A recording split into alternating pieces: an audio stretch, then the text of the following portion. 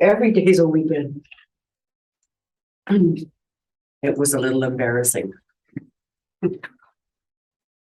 We're live. Thank you very much.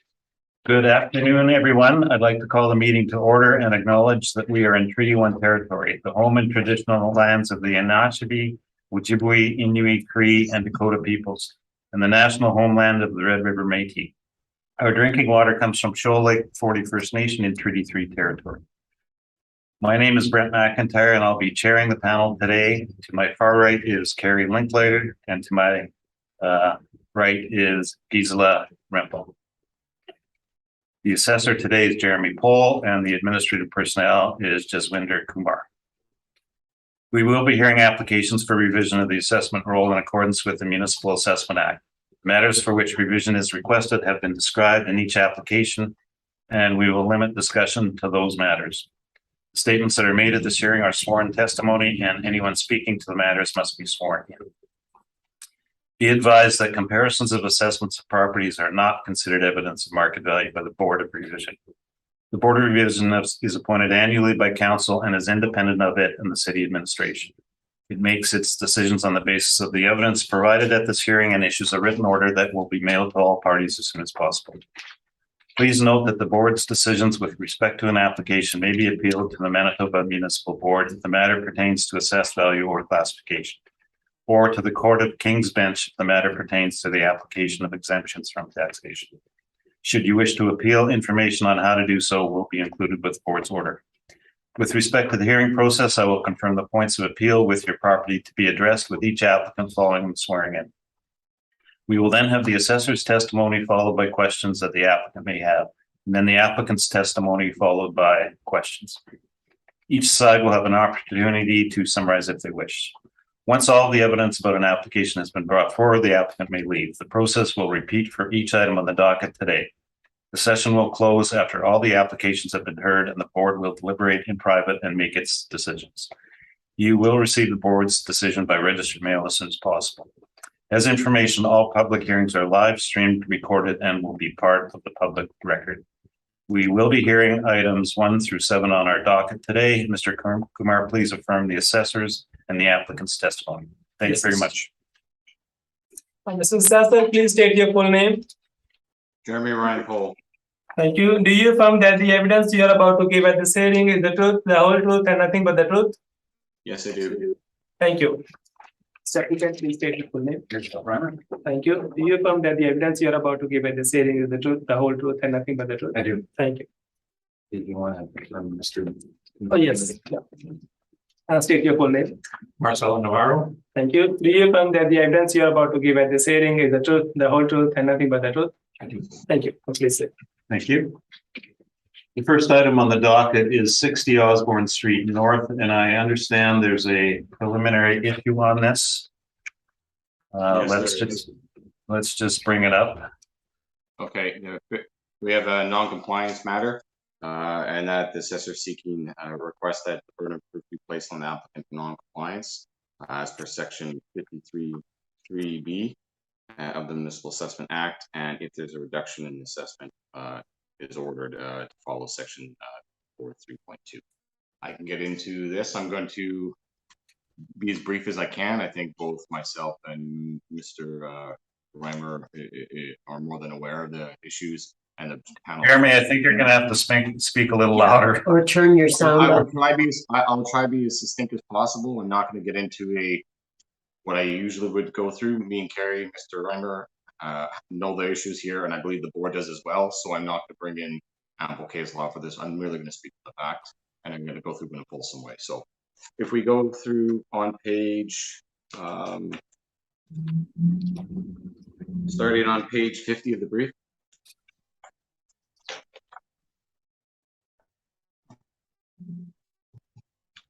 We see that this is the INE that we sent to the property owner. They returned it to us. It's not an issue of it wasn't sent to the right person or if we didn't get it or got late. This is a failure of inadequacy. We'll get into the points highlighted in yellow. The owner failed to report the parking lot stall counts, parking rates, parking income areas, and whether they're owner occupied, nor did they authorize the document. there was a substantial renovation that's done to this building. We went for an inspection on it. So I had some questions about the areas considering what may have occurred, but mainly it's they did not fill out the stall counts, the stall rates, and the parking income. There was a significant portion of parking on this property. We use it to develop the assessment for this property as well as the model for other parking properties. So I'll go through the possession and control. If we turn over on the next 2 pages, starting on page, or should say on page 54. Page what? Page 54. I was wondering if you can turn up the volume on your microphone. Thank you. You can't hear me? No, No. you kind of go in and out. Okay, you guys are going in and out too. Like I'm only hearing missing the first word and not hearing the last word. So let me know if this is better. I'll move it closer to me. Better? That's better. It's better. Thank you. You get a close-up pic, I guess. Video feed. Okay, so starting on page 54, we see that the property owner is in possession of control. We're asking for them. They filled out the stall counts at 865. They filled out the stall rate at $95 a month. They filled out the parking income associated with that. They filled out the leasable area. So they are, and they check off fully owner occupied. So they are compliant. It shows that they have this information, but they did not submit it for the year in question for 2020. So we go back to 2020. That's what I highlighted in yellow. And just so we can fulsomely explore this, I believe in presenting full information to the panel and to the agent. This was an issue that we had last cycle, 2020. I asked for the non-compliance. It was not granted. The rationale was what it was in the hearing. I guess they didn't like the argument or what the case may be. Since then, we've had an order for Winnipeg Chinatown's reference status for 2 parkades that was also asked for non-compliance. It wasn't received. That's been appealed to the municipal board, which is essentially what we're have issues with here today, asking for parking stall rates, parking income, and the number of stalls. So this is our position. We feel quite strongly. It's been I talked with legal counsel. It was heard at the Court of Appeal to grant leave. That decision hasn't been made yet, but in the interim, we're still seeking this as a grounds for inadequate response. So we've had it both at the board revision and at the municipal board a reversal of 223 James, which kind of is the one order that stands out. So with that, we still feel strongly that it is non-compliant. Obviously, it's going to the Court of Appeal. There's only been 2 other cases that I'm aware of, Litcherson and Boeing, that's gone. This will be Winnipeg Chinatown will be the 3rd. So with that, I believe it's non-compliant, and I'm open to any questions that you may have.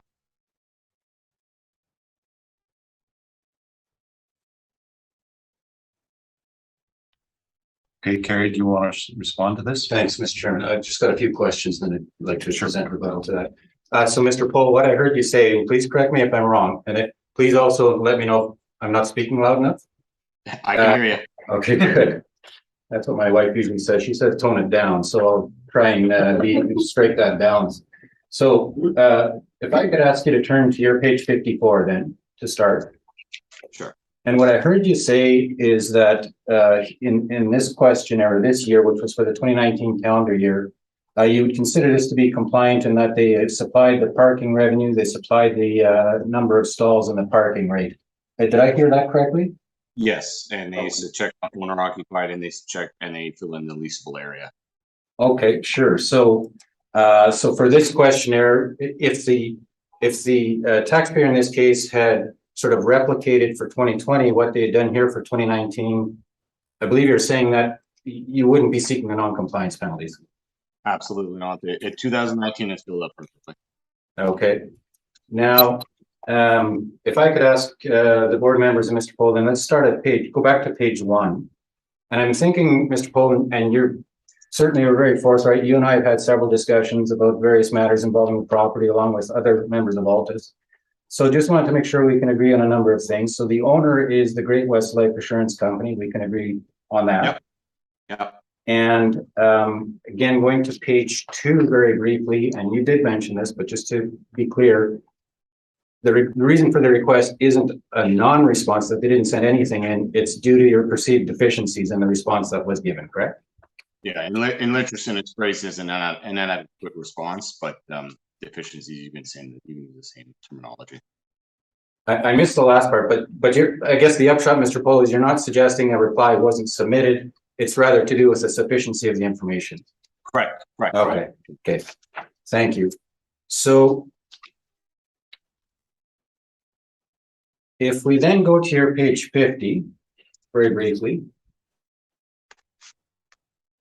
And again, on page 50, on the upper right-hand side, for what we do know from this questionnaire is the property owner is still the Great West Life Assurance Company. Correct. And what they haven't supplied, of course, like you said, the main reason for the concern, there's no parking revenue and there's no parking stalls or a monthly rate supplied, and that's the gaps that you noticed in this reply, correct? Yes. The other main, not minor, I wouldn't say minor, but given the level of renovation that occurred within the property, I would expect that maybe there would have been a little bit of change of leasable area when you're doing that. From what we gathered through the inspection, that there wasn't any, which I'm satisfied with. So the main issue is, again, the parking income stream, the parameters for that, they were responded to. Fair enough. Can we turn briefly to your page 55 then? And you referenced this, and Mr. Pohl, I don't mean to sound redundant, but I just have a couple of questions on that. So you were the individual that was representing the assessment department for the 2020 appeal of this property, correct? And the 2020 assessment appeal would have involved both us and yourself with that appeal, would have involved due diligence that would include the reviews of the income and expense questionnaires that were sent in for the years 2015, 16, and 17. Is that fair? That'd be fair, yes. And so it's 2016 or 15, 16, and 17. And then, of course, with respect to this, as we're talking today, the review for the purposes of the 2023 assessment would involve the reviews of subsequent questionnaires for 18, 19, and 20. Would that also be fair? References put a greater weight on the 20-year, but I think it's quite clear that I'd be looking at more given the study that I've looked at. Yeah. Right. So the upshot of that, then, the conclusion to be drawn, I'm going to suggest is that in connection with your involvement with this property for over the 2 cycles, the due diligence that you would have done would have been from 15, the I&E replies from 15 to at least 20, if not 21. Well, we'll talk about that in a second. In all of those reviews, Mr. Pohl, was there ever any suggestion whatsoever that this property was anything but 100% owner occupied? No, I don't believe so. Okay. Did you have a chance, and I'm not meaning to suggest that we're relying on 2021 I&E for anything other than the debate concerning this penalty. As part of your due diligence then, did you have a chance to look at the 2021 I&E to verify any questions that you might have around the owner occupant status of the building? I haven't looked at the 2021 I&Es for any property, mainly because that would be post-reference information, in my opinion, towards use for development of the rule and defense of the rule. That information for 2021 is only on a few months, and Certainly. that information being mailed out would not be available to the assessor when they're developing the rule. So Yeah. I don't look at the 2021 rule any, so it'd be screwing my my perspective on the marketplace. So I don't actively, And your comments are very well received. And the only reason I ask is the department has asked you to present a submission today that one component of which is that there was no checkbox in the 2020 I&E that it was fully owner occupied, notwithstanding that through all those years, it clearly was checked off. And I'm wondering if you or anyone in your department would have tried to verify in a very simple manner, not the income information or income and expense information, but rather just the status as a 100% owner occupied property prior to the hearing today. What I'm hearing you say is that you haven't done so. No, and I wouldn't Okay. be, like I said, wouldn't be actively looking past 2020. Okay, now, the last question I have, you mentioned an inspection that, and I'm kind of giving evidence here, but that inspection was quite recent, as I recall, correct? The inspection of the Yes. building? And again, through that inspection, was there any doubt in your mind that the property was not 100% owner occupied? No. Okay. Mr. Chairman, those are my questions. Thank you. Thank you very much. We'll have a 5-minute recess. Could I present a rebuttal on this issue? Don't we have to decide on who goes first? Oh, no, this is to just for the penalty issue. This is the actual information concerning the penalty. All of that? All of this. It's much less severe than it seems. Do we have it? Yes. Yes. I sent you an email, Mr. Paul, that contains this file. Sorry, I'll look. I know we're working virtually today, so, okay, I just tried. Yeah, okay. Fair enough, I got it open. Yeah, that's Gary, have you done it? Mr. Chairman, I will be concise. Okay, thank you very much. So could we please turn to page 2 of our rebuttal submission? And this is again, just strictly dealing with a non-compliance question. The reason for my questions of Mr. Pohl as to the status of this property being 100% owner occupied throughout this entire period, and of course today, it makes a fundamental difference on the applicability of the penalty provisions. And here's why. And I'm going to, again, Mr. Chairman, I'm cognizant of this, so I'm going to be very brief, but I invite the board to read the whole thing. Paragraph 3 on page 2. The owner has in fact provided all of the information, every stitch of information that was requested under section 16 of the Act, and in fact provided more information than what had been requested by the assessor. And I'm going to tell you why in a few minutes. The suggestion, though, that providing more information than requested should attract the non-compliance penalties under any circumstances is not tenable. Here's the reason I say that. On page 3, we've got the income and expense information or provisions in the Act. And of course, what we're talking about here is 16(1)(c), the provision of income and expense related to the use or operation of the property. Now, if we turn to page 4, please. This is the key, and I'm skipping to paragraph 7. The city assessor himself has explicitly limited the information being requested in the cases of owner-occupied properties. The only request that is being made is for, and I'm quoting, annual expenses, bracket, property, and capital cost information only, and nothing further.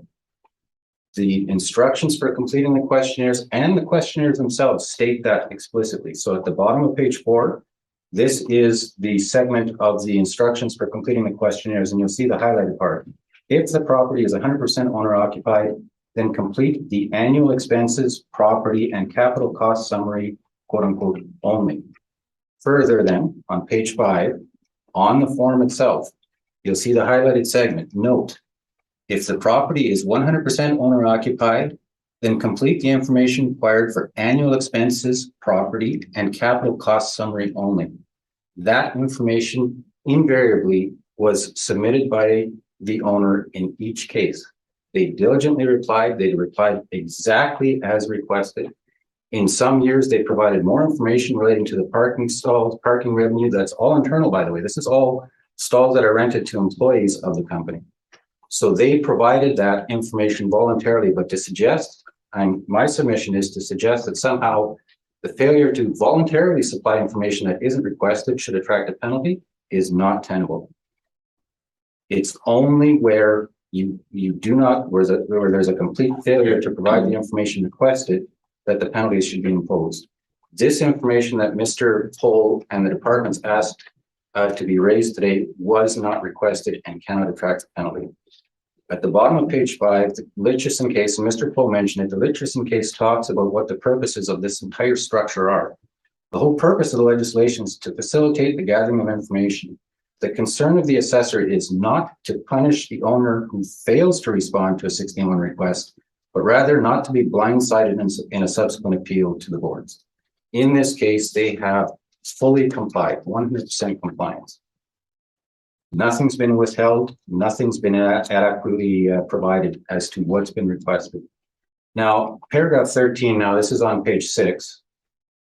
It was a different set of circumstances in Richardson. One of the cases involved the submission of, or the request for information being delivered to a property manager who then didn't bring it to the attention of the owner. But the conclusion that the court reached, and this was Justice Huban, the conclusion that Justice Huban reached has equal applicability here.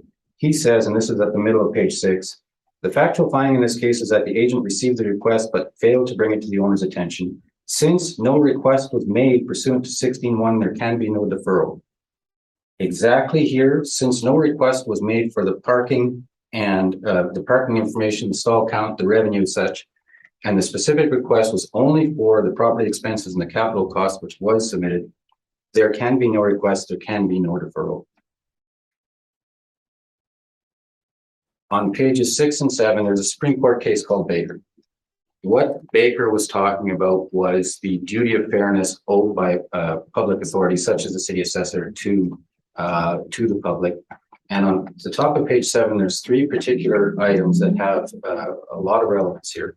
The importance of the decision to the individuals affected. Of course, we're talking significant tax dollars potentially, so that is important. The legitimate expectations of the person challenging the decision and the choices of procedure, those last 2. The legitimate expectations here, when any reasonable person is looking at the questionnaire and it says, if you're owner occupied, property expenses, capital costs, that's all you need to do. And when they fill that out and they send it in exactly with that information, even if it's obviously nothing more, that's what's requested. I have an expectation as that individual that the penalties won't be an issue. Further, the choices of procedure, where the assessor himself explicitly states, this is all the information you need to provide in these circumstances, owner occupant. And then they turn around, with greatest respect to Mr. Pohl, I know he's delivering a message from the department, but from my perspective, then to turn around and say, forget about what we said, we're going to ask for the penalty because he didn't provide something that wasn't requested. That absolutely cannot stand. That they are now going diametrically opposed to their own choice of procedure. I'd suggest, and again, with respect to Mr. Pohl, I understand the position he's presenting as a representative of the department. This is tantamount to a punishment. The very thing the Court of Appeal said that is not the purpose of the legislation. This is a punishment in these circumstances from our point of view, and it's based upon a position of willful blindness. I'm going to be very brief. I'm not going to go through all the pages. The Baker case is attached, the Richardson case is attached with highlighted segments. But and as well as the income and expense questionnaires, including 2021. And the reason I put it in, it's got nothing to do with value. It's to show that this taxpayer has endeavored to provide everything they've requested throughout all the years. And you will see when you go through it, the owner occupant box is checked off. The rent roll segment is, there's a column there that says owner occupied. They've checked every one of those, save and except for 2020. And in 2020, they still replied with all of the cost information. They still replied, or the expense information, they still replied with all of the capital cost information. They failed to check off the owner occupant boxes they had in the previous 7-8 years, and which they did in 21. But I'm asking this board to reject the assessor's request. It is based upon a position of willful blindness and a very technical approach that has nothing to do with the objectives of this legislation. So with those brief comments, I'm open to questions and leave it to the board. I have one question. The parking lot, it's a substantial parking lot, yes? Nearly 900 or so stalls. Oh, absolutely. Do they have fleet vehicles in those stalls? Do they have fleet vehicles? I do not know that. I don't know if they have fleet vehicles, Mr. Pohl. Well, my point is, then they're not occupying those stalls. The actual people who are working in the building are occupying those stalls and paying rent, correct? No. Wait a minute now. The fleet vehicles belonging to who? I'm asking you, for the 965 some odd stalls, do they have generally 965 fleet vehicles for Great West Life or Canada Life in those stalls? Mr. Pohl, I'm saying in no uncertain terms, the parking lot has a large number of stalls and it's all within the context of 100% owner occupied property. The vehicles in the various stalls undoubtedly are there to serve the purposes of that owner. But I am 100%, I've been told in no uncertain terms, this is 100% owner occupied. And it's similar to asking, when the information hasn't been requested, it's similar to asking, how much do you charge for coffee every time you get a cup of coffee? That's all internal. This is the same thing. If you have information that suggests that there is third-party leases and that this isn't 100% owner occupied, that I would like to know about, because I'm not aware of that. With Mr. Reimer, with great respect to your line of questioning, I have to ask one more question. The monies exchanged between the people paying the tenants, the parkers, are those Great West Life funds? Are they paying one hand to the other? Or is it the actual tenants, the employees, who are paying their own money to Great West Life? It's the employees paying to Great West Life as the owner occupied. And it's not owner occupied. Absolutely it is. Absolutely it is, Mr. Cole. It's 100% owner occupied. Mr. Cole, with respect to, I guess I'd suggest that based on your question, has the department issued a business assessment to anyone other than Great West Life for the parking areas? And I'm going to suggest you no. They manage their own parking lot. Exactly. They have individual parkers in their parking lot. The monies that they collect are not their own monies. Mr. Cole, you're trying to characterize it as a third-party lease. I cannot, with respect, I fundamentally disagree. This is a parking lot that at their leisure, Great West Life owns the entire thing, and if they terminate an employee or if they decide to change the parking, that's their prerogative as the owner. It's 100% owner occupied under the terms of the legislation. I think the board has enough information for myself. I have no further questions. Thank you. Gisela, any questions? No, Carrie. thank you. I have no questions. Thank you. And I have no questions, so we'll recess for 5 to 10 minutes. And gentlemen, you'll have to, I'm just gonna go to the front. Is it safe to drink? Yes. Yes, I'm actually.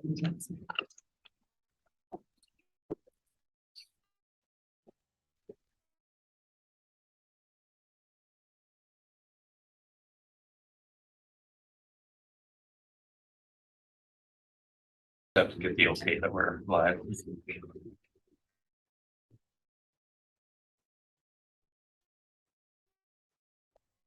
Realize. Thank you. We will reconvene the hearings this afternoon. And the panel has considered all of the evidence regarding the request for deferral. And the decision is that the request of the assessor for the application of 53.3B and 54.3.2 of the Municipal Assessment Act be denied. Thank you, That is our decision. And I'm now free to leave. Thank you very much. Have a good day. You too. I hate to say this, but I think we're probably going to need about 5 minutes for me to set up here. Yeah. It's a lot of stuff. Plus, I got to hook up the computer also. So I'm gonna take 5 minutes. Yeah, sure. We'll recess for 5 minutes. Thank you.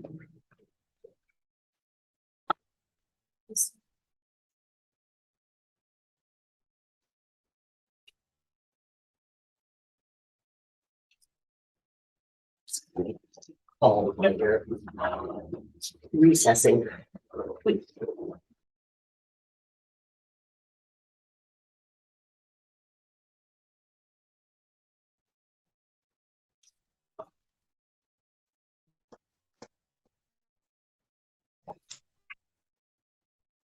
Realize. Yeah. Thank you. We'll reconvene the hearing for 60 Osborne Street North, first one on the property, and Jeremy, you can proceed. Okay, roll number is 120978049665. It's 60 Osborne. The Great West Life, or now Canada Life Complex.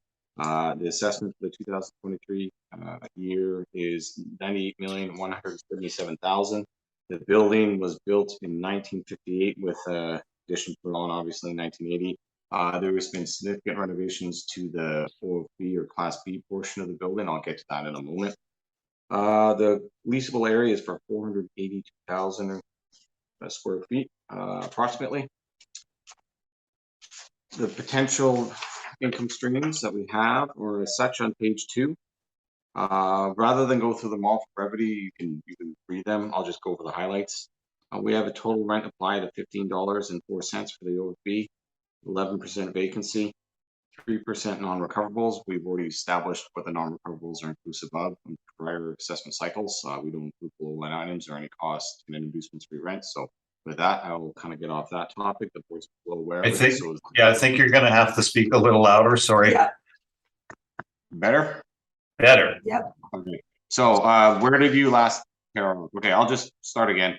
We're using $15 overall, $15.04 overall for 241,799 square feet. We have a vacancy of 11%. We have non-recoverable expenses at 3%. I'm not going to get into the non-recoverable argument. What we include, what we don't, the board is more than well aware of it. I'll just simply state we don't do tenant inducement, tenant allowance, and not below line items of any kind, free rent, that kind of thing. So we don't address that in our study. So shortfall is $12, which gives a net operating income of $2,821,000, approximately capped at 7.4%, gives us $38,124. On the OFA portion, we have an overall rent of $18.15 for 236,150 square feet.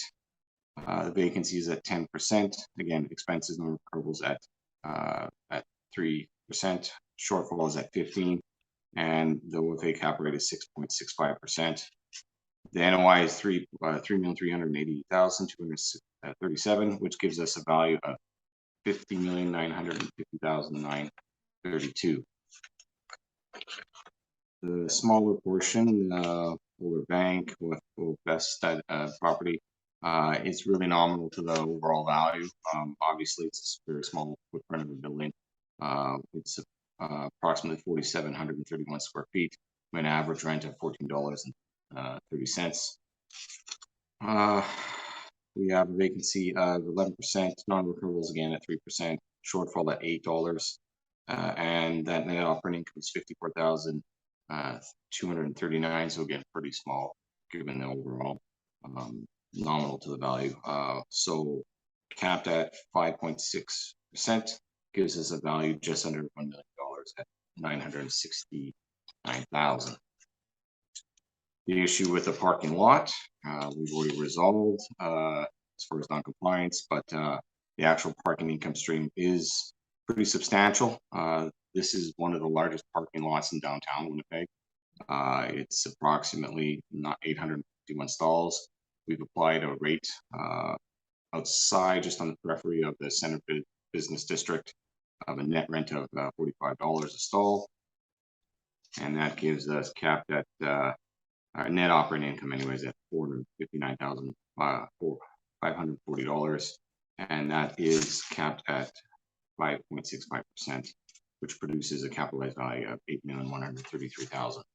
So on page 9 is the summation of the workups, all 4 of them, summates to $98,177,000. From that, I will go on to my page 19, which is photos of the property. Oh wait, can you guys catch up? Yeah, just hang on for a sec. Yeah, just let me know when you're there. Page 19. Yeah.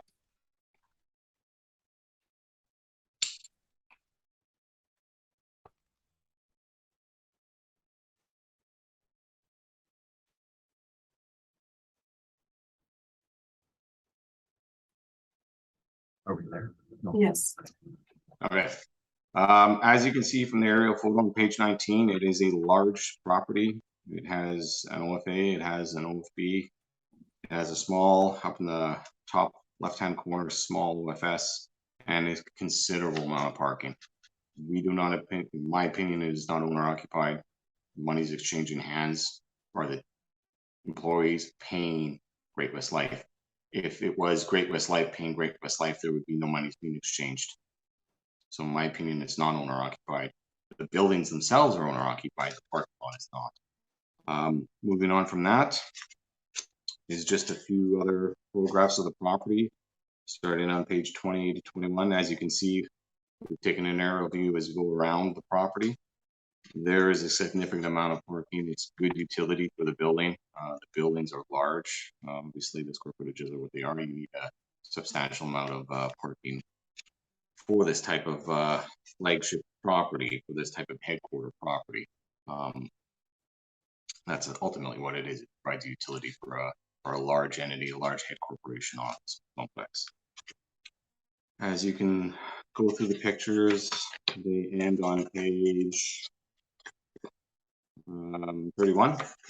So it's just a good view overall of the size of the property, because quite frankly, it's very big. They don't really come much bigger. They don't come bigger than this in the city.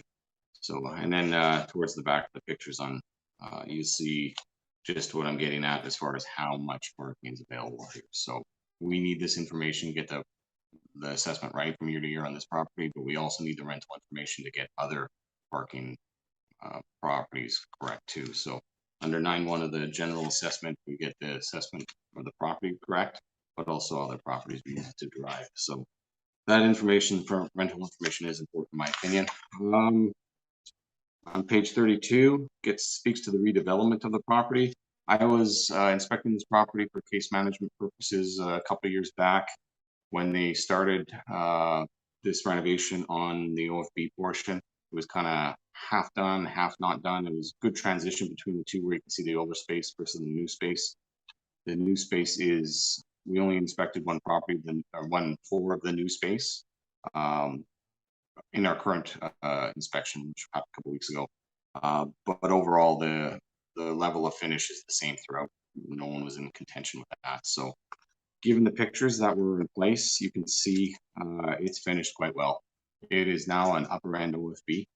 From any tenantable perspective, you have state-of-the-art layout for your workers. All the management has been consolidated to the middle of the floors, which opens up the rest of the floors for your light to come in, for better for your employees.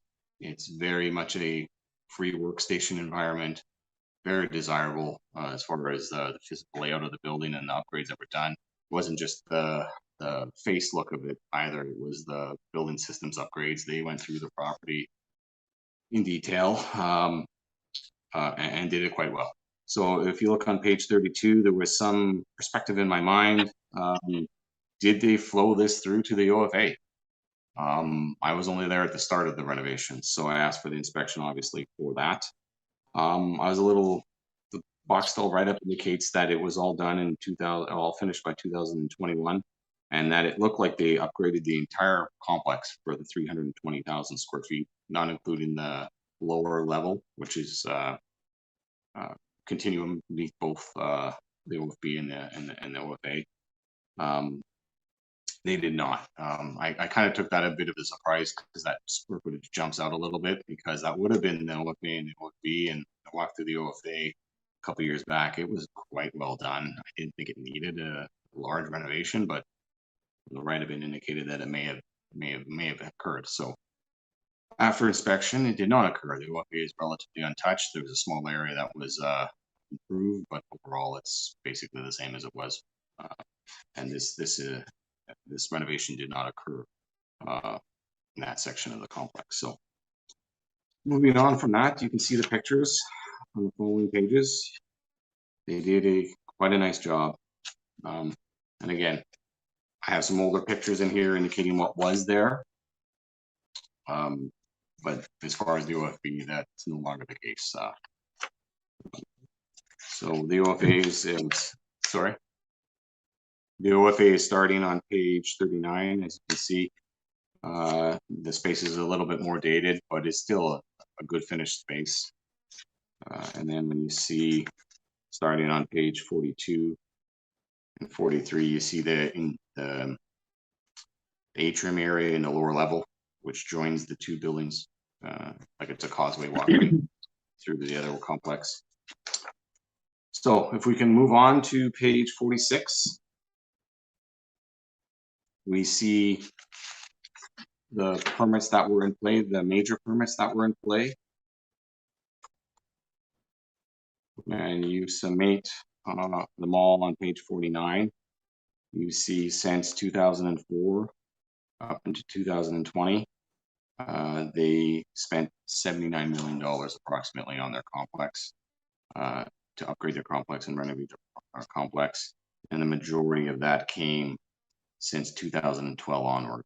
So over the last 10 years or so, that's where the majority of the work went into it. And of which it was building systems upgrades, electrical upgrades. The entire thing was done as far as on the OFB. And they did a very good job on it. I don't think there's any contention by the owner or the agent that what you see here didn't occur. It did occur. So there's no issues there.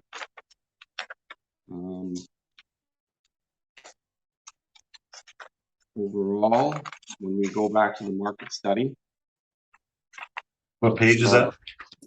starting on page 10. So I'll go through this in more brief, given that I've already stated most of this to Mr. McIntyre to previous hearing for both studies. But if Marcella needs to hear a bit more information, I'm more than happy to expand, but I'll try and keep it brief considering the time constraints we have today. The two attached studies, the OFA and OFB marketplace studies, were used to develop a market overview of the Class A and Class B buildings. The two studies are sourced independently, meaning I did them myself together, but they're separated for classes. It combines 6 years of study that reviewed every lease that leased up in an OFA or an OFB property that leased out on a net rent basis. The studies encompass 660 CRUs or commercial rentable units, over 4.4 million square feet of inventory of leasable area was reviewed. Each study examines individual properties, the global marketplace, and references outside sources. Those outside sources are the Johnson Report and Cushman and Wakefield. The Johnson Report has a index of all the properties that are in the city that advertise their spaces for lease. If the property owners aren't advertising their space, it doesn't show up in the Johnson Report. So there are some issues there I'll touch on. But generally they report what their asking rate is, and they report what their vacancy is, and they report what the shortfall is. So you get 3 of the 4 parameters that we're using today being reported in the Johnson Report as well.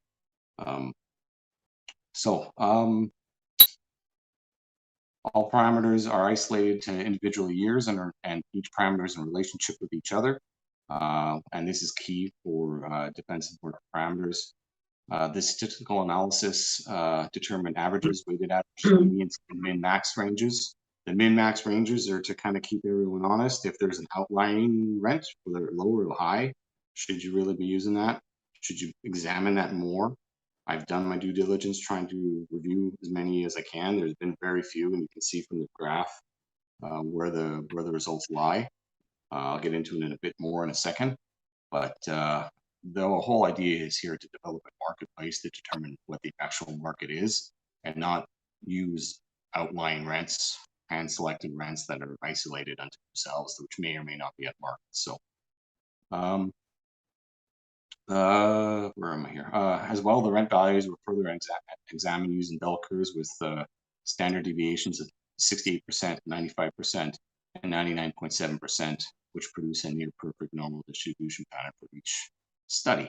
So what that means is when you do a proper study on a populace of data, you do with 1 standard deviation is usually the ideal. Outside of that is your second standard deviation past the 60%, which is 1 standard deviation encompasses 68% of the marketplace. The next standard deviation encompasses, as you see from the graph, out past the 95%, and then in red it enters into the 99.7, which is really unusable.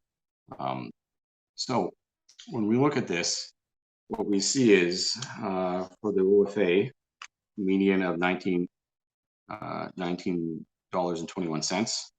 We see that 93 CR is leased up in that. Outside of that, we see a little bit more strength towards the lesser of the rents, 1 standard deviation out, and the ranges are as such, between $15 and $23.19. So the majority of that is a little bit past the $15 range. So, but the majority of min is between $17.22 and $21.20. So that gives you your marketplace. That is your marketplace. Below that gives again the Johnson report as indicated. Weighted vacancies are 16.4%. Vacancy is 15.8%. Total number of CRUs used for the study for the 3-year stabilized is 152. And we take into 3 years data because realistically, if you're buying an investment grade property like this, you should be looking at more than just the 2020 year. You should probably be looking at 3. I cut it off at 3 because then you're going back into the older rent, which is not at current rates. I did examine the years past that, and they were in the study, but it was only the 3 years that were stabilized. So as you can see, the non-recoverables are what they are as well: 2.3, 2.6, and 1.6%. Shortfalls in around $19. So overall, it was a very good study. These 2 studies are in the first that they've been presented at a tribunal for tribunal purposes. And it's the first time that we've defended all parameters. We have a complete market study in its totality. So it's no longer I'm presenting 5 or 6 or 10 rents, agents presenting 5 or 6 or 10 rents, and you really don't know what the totality of the marketplace is and effectively how it's unfolding. You can see it every year. It's on the first chart for the global. You can see what the owners are advertising underneath that, what they're asking for their advertised space. And then on the next page, you see the actual individual studies the same way that they're done. So moving on to the OFB. Sorry, that's my mistake. I think I started at, sorry, no, I did start at the OFB. So we're good there. So you can see, and then the Johnson report is also, we have the index there as well. So on page 12. Starting on the OFB, which is on page 13. We have a sister analysis just with the Class B buildings. So we can see that we have an overall of $14.39 for weighted average, and that hovers around there. Vacancy applied to that rent is about 12%, and that's for 217 comparables that are CRUs that leased up for approximately a little over 1 million square feet of inventory. We have a shortfall of around $13.88, hovering around $14. Non-recoverables at about 3%. So below that, again, same idea for the rent. Perfect analysis is a little bit more strength on the better side of the median. There are a few OFBs that are pushing OFA rents, and that's why it's a little bit more weight on there. The Johnson report is right underneath that. Same idea for the following pages. We have 17 of the OFBs that leased out. And then below that is the Johnson report data on the following pages for what each individual building was looking at. So when you're going through this, you have the entire marketplace for OFAs and OFBs at your fingertips on a few pages. You have it in the front section where you have very good synopsis. You want to go for the global information. If you want to go into the actual individual comparables, individual buildings, you can look at that as well. And then you have indexed to that as well as the Johnson report for every year that the study covers too, for what the actual property owners are asking. One thing that I will point out for the OFAs, OFAs had a bit more of a bump for vacancy. As you can see, we're using our vacancy rate based on what they're reporting as unoccupied space. In OFAs, what was determined through the study is a lot of these properties have brokerage firms working for them.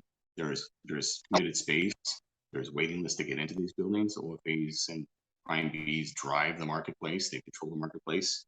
What you see is our vacancy is a little bit high, and that had a bit of positive thought because when you look at it, they're reporting one of the INEs, a point in time for every year, and then you look downwards at the Johnson report. I do redact out the owner-occupied INEs or the owner-occupied buildings, and you should for either study, because if you don't, you're including vacancy that's 100% occupied, which don't participate in the marketplace. So the bottom line there is unadjusted. That's not what we're using. The line above, the 3 lines above that are the actual buildings that participate in the marketplace, and it's still sourced straight from the Johnson report, just filled it out for the owners occupied spaces, which I don't think Mr. Slaughter had any contention with. We explained it in full too in the last hearing. So, but what we did find out was for the OFAs, you see that they're about 9%, 10%. But yet, when you go to my study, it's a little elevated. Well, the reason for that is when you look, say, for 201 Portage, you see the vacancies for each year. At 15, it's 5.1%. In 2016 and 17, in 2007, or 2016 and 17, 2017, it's 13.1. Then it starts to elevate. In 18, it's 31. 19, it's 30. And in 2020, it's 19%. When you cross-reference that against what they're actually advertising, space that's not committed to, they don't have a tenancy for, and they're searching for, you see for 201 Portage, it's 1.5% for 2015. For 16, it's 4%. For 17, it's 5.8%. For 18, it's 8.8%. For 19, it's 13.4%. And for 20, it's 17.6%. That's about a third of what their vacancy is in the years that are in question. So what it is those spaces are unoccupied, but they amalgamate space. They're looking to get space. They already have tenancies for that. So the risk for that vacancy really isn't there. 10% is appropriate. The Johnson report indicated that quite well. They just for these properties, when you're trying to get tenancies the way that you do, there's committed spaces, and you amalgamate the spaces that you have in play for the tenants that'll come in. So that's a good explanation as to why there's a little bit of difference in that. Not so much in the OFB section. The OFBs are more in line with what the study reviewed, and that's what you would think, because OFBs, they command anchor tenants, they command those tenants. So from that point, I think the rent is proven quite well that when we go back to the OFB portion, a $15 overall rent is reasonable. It's slightly over the average at $14.39. After reviewing this property, the building itself for the OFB portion is not average or even a bit above average. It is at the top end of an OFB. It's a B prime condition. They spend quite a considerable amount of money to get it that way, and it's quite nice. The OFB is more of a dated, or sorry, the OFA is more of a dated OFB. Speak today. The OFA is more of a dated OFA, but it is still in very good condition, well maintained. It's just a bit more dated for the age of the building. And when the rate that's put on it is at $18, just a little over $18, that is below where the study indicated, where their asking rate is around $20 or so. And for the prime OFBs, you see that they're achieving, I should say prime OFAs. Look right today. You can see that they're achieving $19.21, so it's a bit about $1 more. So it's right in the right range. It's $1 less than what they're asking, and it's $1 below what the average is anticipating. So with that,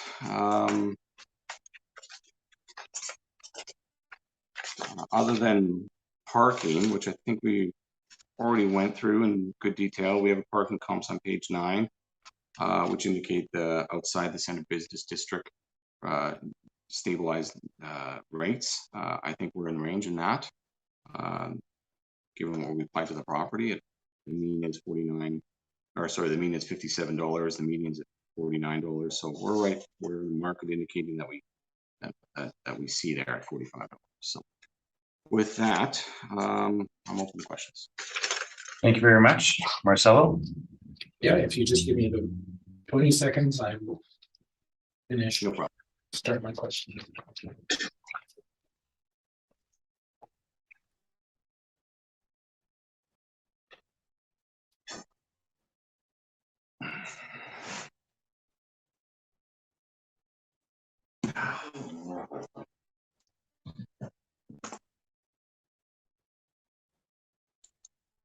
Okay, Mr. Poole, thank you very much for that.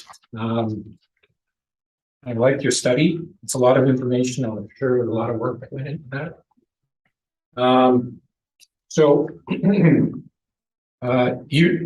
We were both on the inspection recently of this property, correct?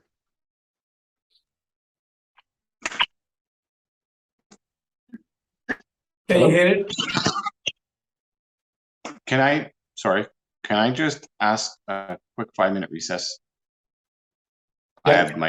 I have my school calling for my son. I gotta take it.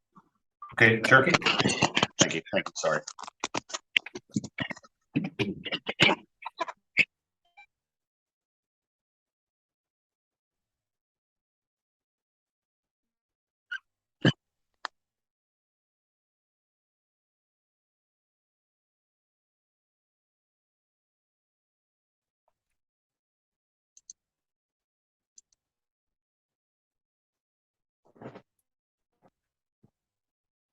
Thank you very much. We'll reconvene the hearing for 60 Osborne Street North, and Marcelo, you can continue your questioning. Okay, Mr. Pohl, we both attended the same inspection, correct?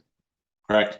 Correct. In your opinion, does the rent for the B portion, the Class B portion, reflect the current condition? Yes, it does. Okay. Overall, a little over 50, basically $15. Yes. Okay. Now, in terms of, and I'm flipping to the Class A portion here. We also both looked at this in the Class A building, and that was the section of the 6th floor. Now, have you made any adjustments to that rent of $16,086? I'm assuming that is the portion, correct? The storage area? Would you call it a storage area? Storage area, mechanical area. It is storing a good amount of material up there. It's behind chain link. But I'll be fulsome with description. When you enter in, you have to go through that build. It is an older building. The OFA is built in 1980, I believe. But when you go and enter into that, just to give a good description of it, you have an atrium coming down from the 6th floor, looking down. It's high ceiling. In around that, it's like a box that goes all the way around. So when you go up from the floor, you go up an elevator. It's one small elevator to get into it. You go through a small mechanical area, through a small set of doors, and then it opens up into more of a large area, which is the perimeter of that, basically a box within a box kind of thing, which holds the atrium. So in the perimeter of that, you have a large amount of area in there, most of which can be used as storage or mechanical. Of the storage that's used there, there is some chain link separation that's there, but realistically, it's mainly mechanical with just a large open area that's, let's say, unused, but they've thrown a bunch of stuff over there. You can tell like the stuff they have up there is just pretty much whatever they had over the years goes up there kind of thing. So the service elevator to get in there is relatively small for what it is. So overall, is it being used as storage? Yes. Is it lower area storage?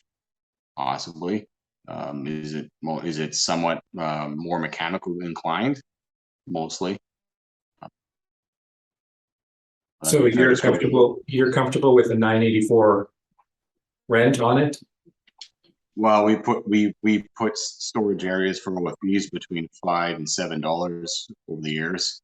So when we see this area at 984, it's not out of the realm for an OFA. OFAs are usually between $9 and $12 for storage.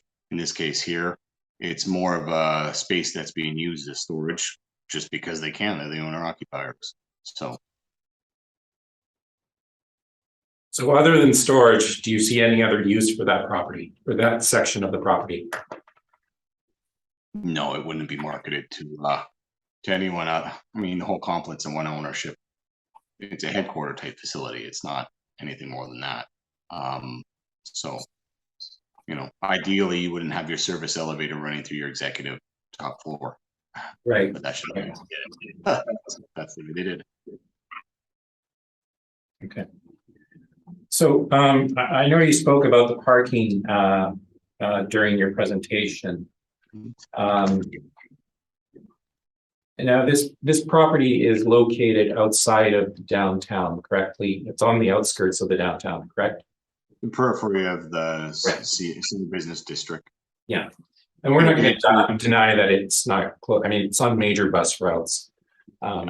So it's located in a decent location. However, it is outside of the business district. The parking itself, would you see any future use for that parking, considering that it is next to residential area, to effectively a residential area? Let me be clear. This building has been designed and always will be a one tenant headquarter building for a national or multinational firm. Okay. It produces that kind of utility. It's built in that such a way. I don't think we really need to question whether that parking lot will be offered to anyone other than who's on site. A headquarters of that type would need that much parking. That's why it's there. You've answered my question. Thank you. Now, in terms of the rents, and I was speaking about your OFB, OFA, not so much about your OFS. I mean, it's a small building that doesn't really have very much value to it, so I'm not concerned with that. But for both the A and B, these are modeled rents. You in no way have adjusted these rents, correct? For the model on the workups, yes. Yeah, they're model rents. I haven't touched the model for this property. No. Okay. I reviewed it in post. I reviewed it in tandem with these studies for percent change review. But after reviewing what the modelers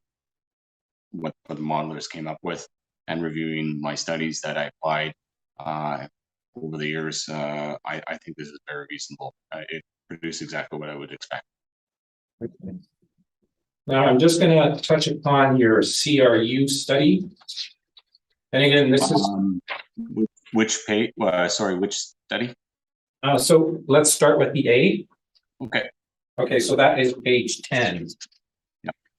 Now you have used about 150 CRUs, give or take, right? For the stabilized, yes, 152. Okay. Now in total for the entire study of the A side, did you use more than the 150? Did you look at more than that? Well, yeah, I looked at the 28 for the 15 year, the 2016, I looked at 37. 2017, I looked at 40. So those will be added to the total, but they're just not stabilized. Okay. And just so I understand this study, you're stabilizing these things over a period of 5 years.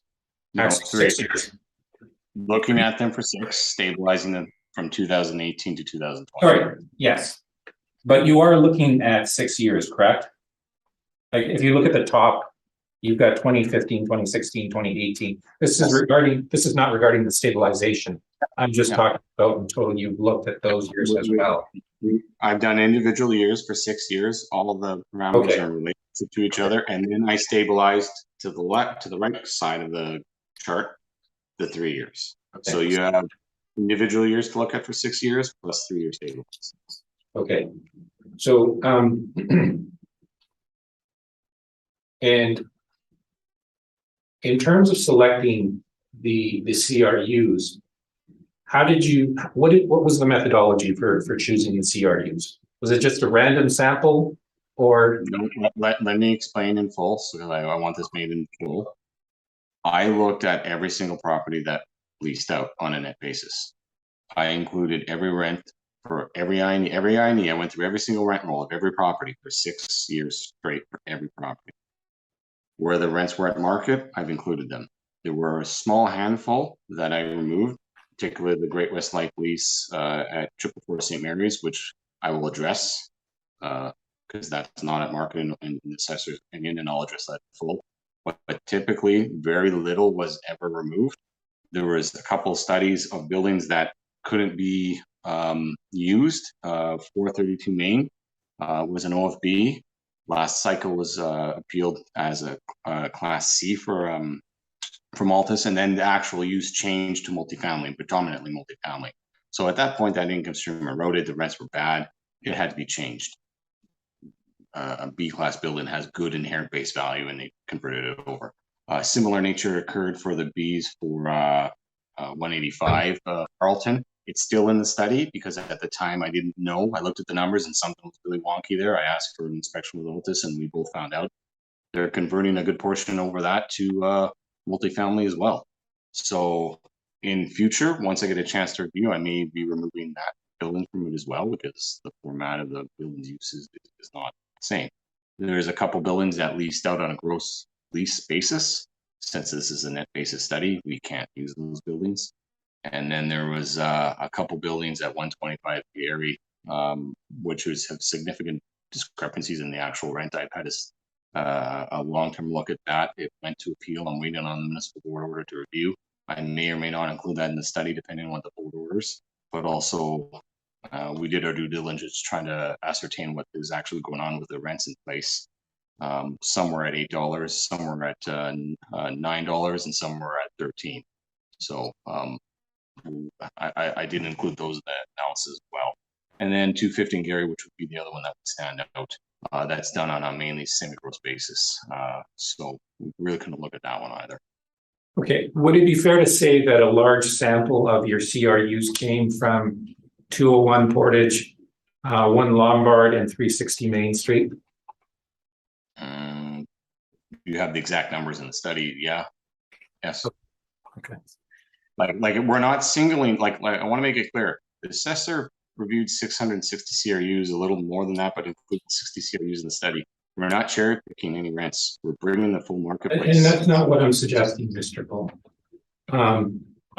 This is my first time at it. I'm trying to understand your methodology for the study. So in looking at the CRUs, and we just talked about the the sample size and where some of these are coming from. We suspect that quite a few are coming from that Portage and Main area. Yeah.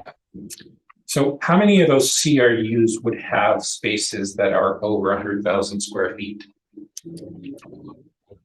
I look at the individual CRUs that are listed on the rent roll. That's the areas that I take. So if a tenancy occupies several CRUs, I report it as such. The manner in which it's conveyed to us is the manner in which we incorporate it in. I believe a CRU is a commercial rentable unit. It's demisable from other areas, from other CRUs, and that's the rental rate that we're using. I can only reflect what the market's indicating to us on the income expense questionnaire. So that's what I've done. Okay, but the original answer or the original question was, were there any CRUs over 100,000 square feet? As far as yes or no? Well, there is no real one CRU that is over 100,000 square feet that is leased out. Okay. Thank you.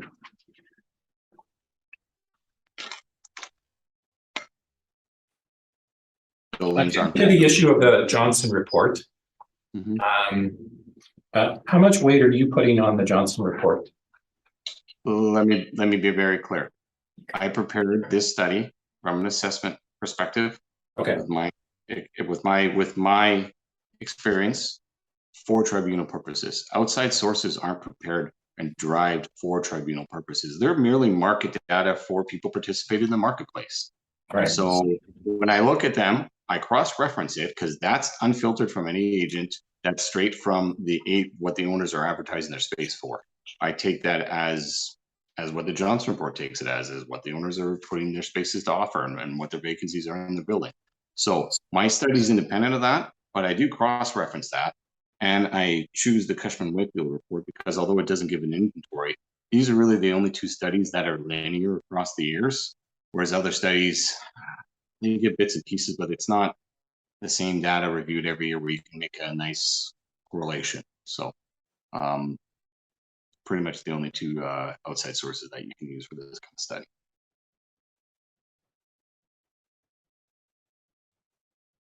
Okay. Now, while I was flipping through the report and looking at your study, your model predicts there's really not too much of an issue here, but I wanted to get your opinion on this. Your model predicts a vacancy of 11% for the OFA, and 12% weighted in your study. And that is for the OF. Actually, that's for the OFA or OFB. Yeah, I already spoke to this, to the Okay. vacancy issues for the OFA. Like I said, for the OFA, and just so we're clear, the vacancy average. And when I look at these, when I say average, it's not those three numbers that you see on the chart. That is for the entire, all of the CRUs that are used on the chart. Right. So it's a true weighted average, it's a true average, it's a true median. So when I look at that, that's the spaces that are reported as unoccupied on the INEs. But as you can see, like when you examine 201 Portage, you actually see what the Johnson report's listed as vacant. And it's only about a third of what they're reporting. So a large portion of these buildings have brokerage firms, committed spaces, tenant lists waiting to come into these buildings. They are the apex of the marketplace. They're not going to advertise space that they already have commitments for, or already have tenancies for. There's no real risk to it. They already know what they're trying to get, and you see a reflection in that in the actual Johnson report. So where our vacancy was a little bit elevated, that's because there's a little bit of vacancy that's being amalgamated. You can see it in, for example, 360 Main, although they don't report a vacancy. They don't report a vacancy rate. They don't, unfortunately, Murder's Rate there. They do report on their actual INEs, different spaces, but they're coded in a way that I can't I can't separate from the actual concourse area from the tower. So it's very difficult to understand what's going on there. But through inspection and through appeal, a lot of the vacancy that occurred there was because of the renovation and filling of the tower that was there, as well as the amalgamating of space for CRA to come in. Basically, I guess Artist Reef left to go to 220 Portage, and they amalgamated space. They get a larger tenant in. So that's not space that's open to market. That's space that's already committed to. So when you see that, it's not really a true reflection of what was being advertised. So that's a good example of why. Same thing at 201 Portage there. So John's report's a bit more reflective because it's only what's advertised. And again, vacancy is tied to your advertising of your space and what you expect to rent for it. If you're not advertising it, that means you already have commitments for it.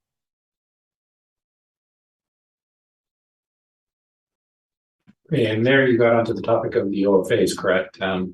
So lastly,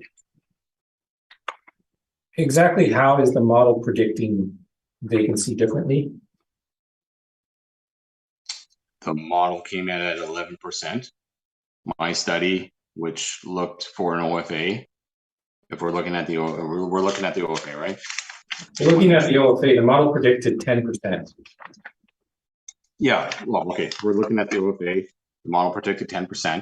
My study predicted, like I said, a median of 11.1, a weighted average, which is the weighted averages are the more true value at 16.4 typically, and then a vacancy average of 15.8. But again, that's also includes space that it's already committed to that the owner is simply reporting as vacant. When you cross-reference it against the Johnson report, you get a more reflective value of what's actually being offered to the marketplace. Property owners aren't going to not advertise their spaces and just let them sit vacant. If they're going to be releasing it to market, they're going to be advertising it because they don't have commitments to it. If you don't advertise space, you already have commitments for. So when you see the Johnson report for an average of 3 years leading up to it at 9.7% for the weighted average, they put it in at 10. Pretty much bang on. When you see the rents that are in place asking for it as well at $20.27, that's what's been reflected. So that's why there's a bit of difference there where, I really can't explain it any better than that. It's just if you're not advertising your space, it's already committed for. Those are my questions. And you can go through the INEs, like when you can go through the Richardson building, you're in the Richardson building, you see committed spaces. If they show vacant, they show vacant committed, or vacant space, and then committed space and uncommitted space, meaning they don't have a tenancy for it. That's the space they're at. Right. Thank you. Those are my questions. Thank you very much. Gisela, any questions? I have no questions at this time. Thank you. Carrie. No questions at this time. Thank you. And I have no questions. Thank you very much. And Marcelo, you can make your presentation. Very good. Just let us get there.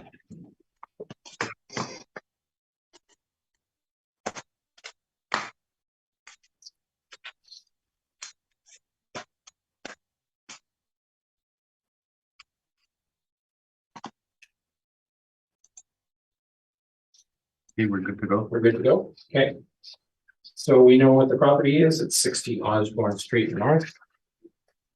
And we are looking at a property that has a gross floor area of 649,000 square feet.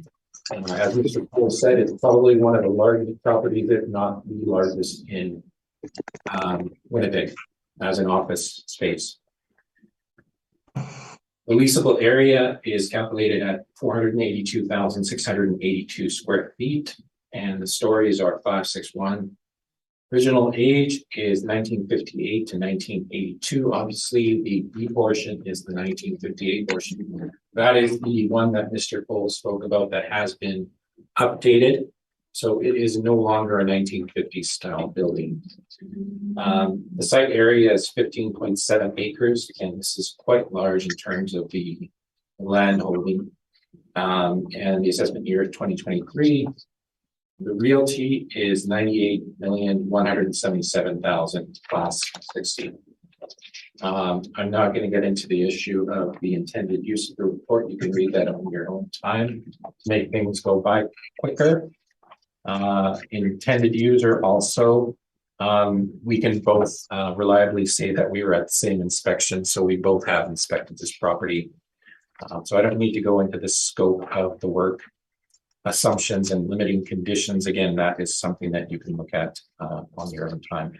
So we start on page 6 with the property site maps and photographs, and you can see this lovely location here on the corner of Osborne and Broadway. It's an iconic corner. The building, especially the one on Osborne, the older building, is an iconic building. And you can see the back picture there. That is a bird's eye view. And most of you have seen this building, so I don't think I need to cover that anymore. Lastly, not really an issue, but on page 8, we have, I don't know what to call it. I don't know what it was at one point. It's a very strange looking building. I don't really know what it's used for. It is obviously theirs, but there's not much value attributed to that little building. So I'm not going to cover really much on it. In terms of parking stalls, we have 874 in our records. In terms of the description, again, Mr. Cole has already gone over the description of the building, 1950s style in one which has been updated, and then a later built 1980s. I don't know what you would call it in terms of the architectural style.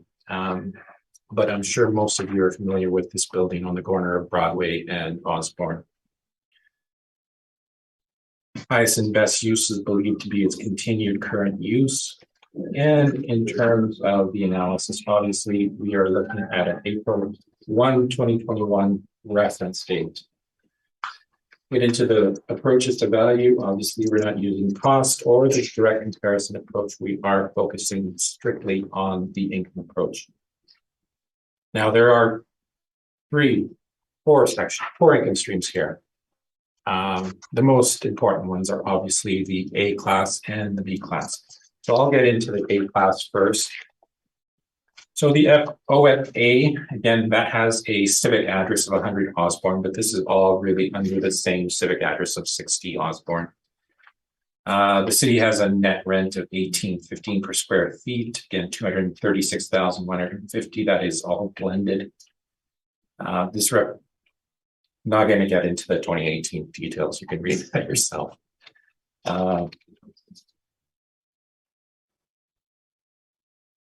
So in terms of the market rents, rents had been stable over the last 3 years. Again, Collier's office market report Q1 21 states in general, rental rates remain relatively flat.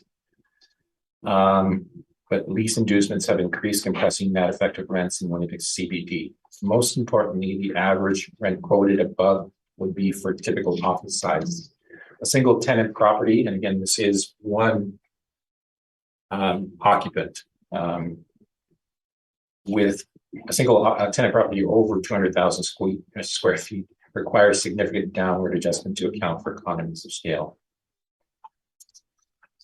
And in terms of the properties that we looked at all properties in the downtown, at least the ones that we could find of leasable areas that were significantly larger. Obviously, there are not many in this scope. So try and find a comparison to this property is very difficult. And we're talking about both sides, the A and B, just because they are so large, it is a single occupant. However, we did find some rents that were of larger sizes, in particular in 360 Main Street, and we have again some of the CRUs here, especially number 8. This is a multi-floor, and we're talking about 133,929 square feet in total. The rent is $16.45, and again, that is effective January 21 to December 30. Now, as we're trying to make this go by a little bit quicker, we've noted the statistics there at the bottom. I'm sure, Mr. Poole, you've gone over these also. So we've got an average of $18.56, a median of 18, and they range from $14 to $24.25. So overall, we feel that the comparisons are good indicators of what top tier Class A office rents are going for, between 16,000 and 62,000 square feet. The average rents, the average of the above rents is again $18, and the average of above rents is $18.83. As a note, the last comparison at 201 Portage refers to the top floor of one of the premier office towers in the downtown. A step rent of $22 actually has $9 credit on each year and every year of the lease. So the true rent of that one is actually about $13.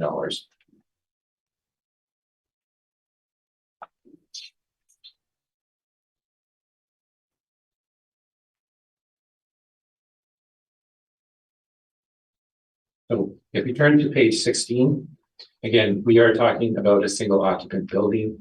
So we feel that there has to be some type of downward adjustment in the rent to account for economies of scale.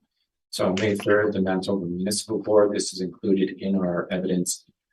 Again, I don't know if you want me to get into this, but basically what the Municipal Board was saying is that there had to be some recognition of economies of scale in a single occupant space. And in our opinion, this is why we are also adjusting this space. And it makes sense. Most of us know what economies of scale are and have, at one point or another looked at this very same issue with all types of properties.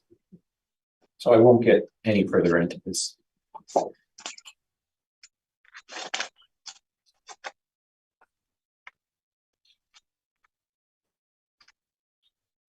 Now we'll get into the Class B portion, and then I'll basically summarize the entire income approach on page 25 later. So for the OFB portion, again, we've done the same type of analysis where we've looked at OFB rents. Obviously, we're not as fulsome in terms of the study as Mr. Poole. And again, we had very similar problems in terms of finding single occupant properties that are exceeding 100,000 square feet. In our study, we have found a couple, and we have suggested that the median is $12.25 and an average of $12.54.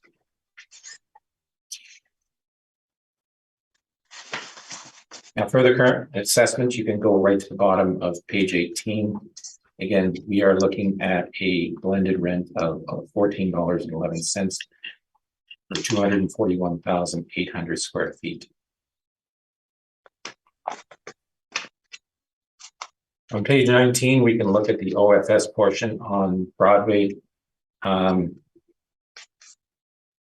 Really, there's not too much of an issue with this portion. I believe it's quite low in value, so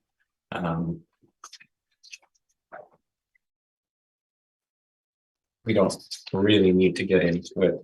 But at the bottom, you can see the rent that we've applied is for $11.82 or $4,731 square feet. In terms of parking, on page 20, we looked at 842 stalls, parking on the going rate.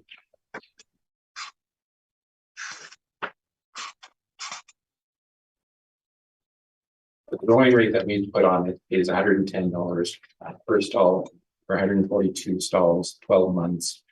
That gives us a gross rent of $1,111,440. An expense ratio of 40% was applied to that, and a net operating income of $666,864 was produced. So again, I don't think there's very much to say about this. Again, we are higher on the net operating income side than the assessor on this. So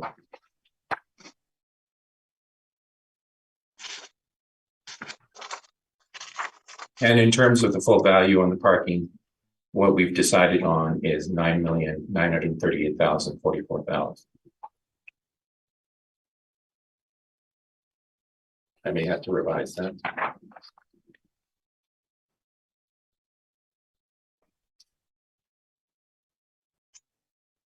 So in terms of the capitalization rate, I will go into the capitalization rate study.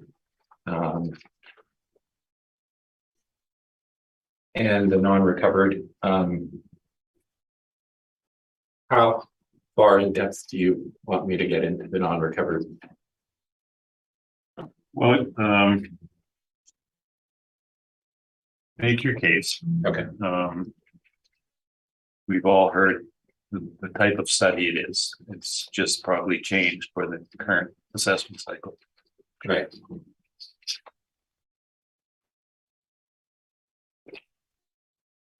So this cycle, we have continued to use the 5% non-recoverable allowance. This has not changed from previous cycles.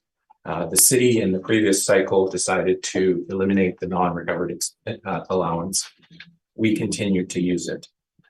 Now, what we want to convey to you is what it is and what it's not. First of all, let's get it out of the way that it's not referring to any type of management fees. And that would be for the management of the property. So that is the first thing that we want to convey.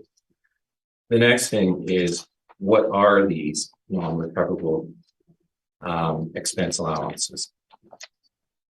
Well, they include items like leasing commission, tenant improvements, free rent, marketing. These exist for all properties, bank service charges. You can see them on page 8. Now, we're not including those for the most part. The select few that we are including are the ones that are on page 9.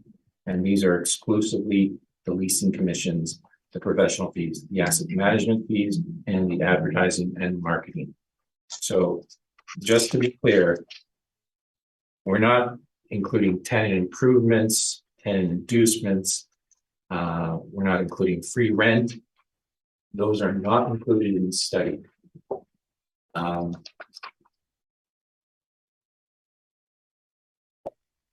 Now, you have a choice of either accepting this idea of including the 5%. We provided a fulsome analysis on it. It is something that is included in terms of the appraisal literature, and you can find that starting on page 23. And it is also worth mentioning that other assessment authorities, SAMA and PAC, include the notion of non-recoverable expenses. And we know that the city has also included a 1% this time. But what our study is saying is that it's actually 5%, closer to 5%. It varies. So we're not looking at it for one specific year. We've looked at, here in starting on page 3, we've looked at 3 years. So it's not directly related to 1 year. Now, as I said it, just a few moments ago, you can choose to accept that, but we have included that calculation in all of our assessment paper valuations. So our opinion is either you accept the 5% or you make some adjustment to the capitalization rate, since we've actually applied that 5% on all of our valuations. So going back to the presentation, in terms of non-recovered expenses and management, again, we continue to use the 5% allowance. That again totals 7%. And in terms of the next one, we don't have any issues with shortfall and vacancy. I think Mr. Cole will agree that we actually use the same for the most part. We did make an adjustment on the OFV portion because of the condition. So we actually dropped the shortfall amount to account for certain improvements that have been made. And we also adjusted the cap rate on it. So to summarize our approach here, you can look at the OFA portion. So we have an income of $3,450,830 with a leasable area of 236,150 square feet. We've applied a vacancy of 10% to that. That gives us an effective market of 3,105,747.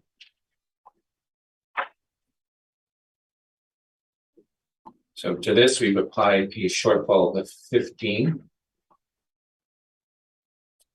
And management, I believe, has been miscalculated 3%. I believe there's a problem with our spreadsheet, so it did not copy over the actual 7%. So that is just an issue with the calculation in the spreadsheet, but there should be a 7% actually in there. And in terms of the shortfall amount on the OFA, we have $15. So I will have to do a recalculation of that. I don't know if you have time for it, but we'll have to recalculate that. That is an error. We'll have to do it during this hearing in case it doesn't proceed past 4 o'clock. Yeah. So if you want to take a 5 minute do the calculation. 5-minute recess. Yeah. 5-minute recess, Jeremy. Thank you. Can I just confirm? I'm trying to do this in a way that speeds up, but obviously we have the docket that we have today. I have some rebuttal to present, but as far as summation arguments, I'll need a bit of time for summation arguments. I think it'd be best to do it and quicker to do that. Would that be okay? So you want to do your summation argument first? No. What I'm saying is, rather than question you on 444 St. Mary that you participated in, I have a rebuttal document for that. I'm sure you didn't review what was submitted by the agent or myself. I have. So rather than questioning you, because I see it in a lot of assessment queries coming from all this, I'd rather just do it in one document, which I already submitted, which already has all my commentary on it. So you can have it on record. It's quick. I actually don't even have your rebuttal, Mr. Bull. Oh, I sent it to the board and I sent it to yourself today. So either way, I think it's the best way to do it. I'm allowed a summation, but I think I should be allowed to speak to that order. And that way it would clarify some points on it. Well, I think we have time to do that and conclude this. We certainly don't want this property to go into another hearing. No. Partially heard. So with that guideline, give them a 5-minute recess. Yes, Mr. Chairman. Thank you.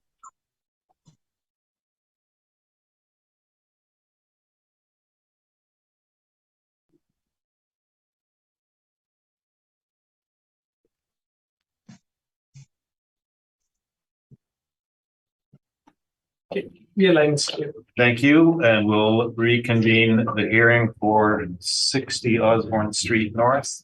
And Marcelo, you can update us on your brief Okay. when we get to it.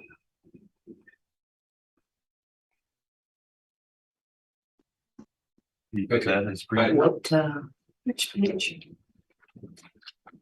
Which Okay, page is so- your brief on? We're looking at page 25. And so that was basically the summary of the income Yeah. approach. Yeah. Okay. So as I just said, for some reason, the spreadsheet didn't capture the 7% we did include it in our valuation, but for some reason it didn't copy over. So where there should be a 7% management expense, and it's only showing $93,172 Mhm. under the OFA portion, that should actually be $217,402.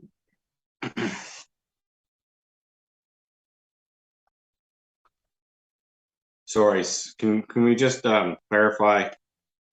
Where you're seeing the 3%, you actually want to use 7.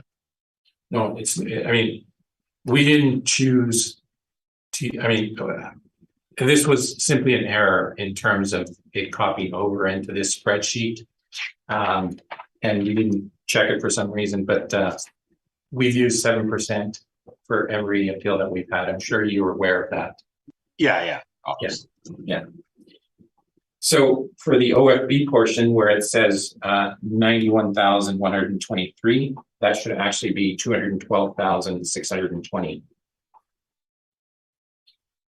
And for the OFS portion, where it says I believe 100 or 1,599, Yes. that should actually be 3,731.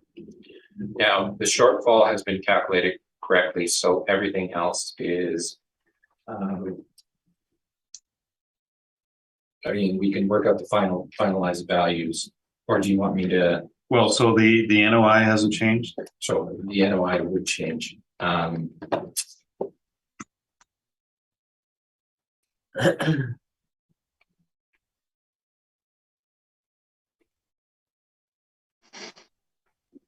So for the OFA portion, where we have 2,658,350, we have to add 217,402.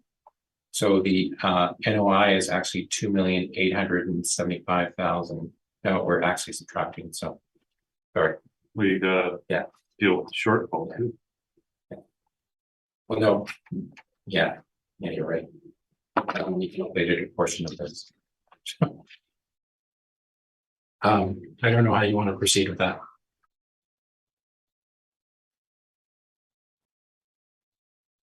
Well, I hate to do it. We're going to take a quick 5-minute recess and the panel is going to discuss this.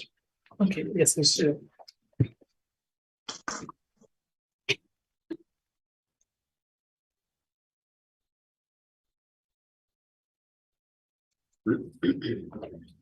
And you'll have to leave.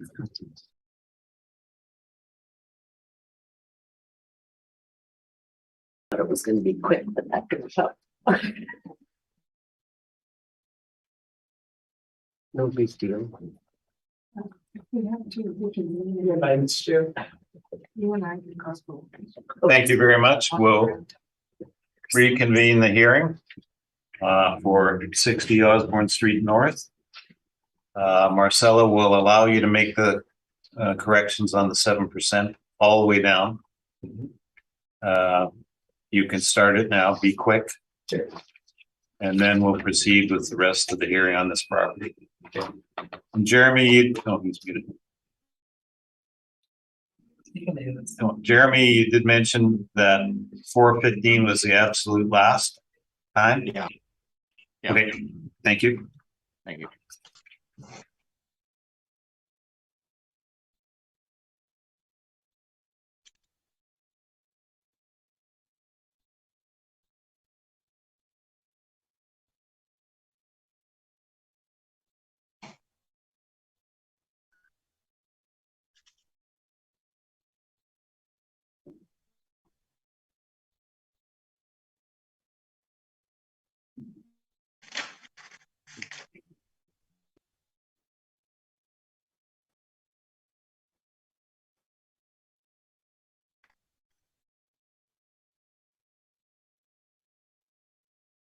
And you can give it to us all at once you're complete.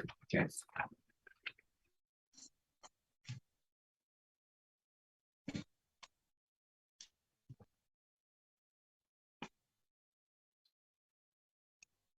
Can I just ask one quick question, non-related to what Michelle is doing right now? For the studies that you see, you have digital format in PDF version? Which one? The OFA and OFB studies that I presented, there's a lot of data there. You guys have a digital copy that you're looking at on your laptops? So you can zoom in a little bit if you have to, if you want to look at any given detail? Yeah, I've been doing that. Okay, perfect. That's all I wanted to know, because as long as you can see it clearly. Yeah, no, it comes out really small. Yeah. But I you mean, have- I can. As You have long to as you can. enlarge it. Yeah, Okay, perfect. That's all I was concerned. okay. A lot of numbers there on a few small pages. So as big as a font I can make it, and even on. Yeah, no, that's fine.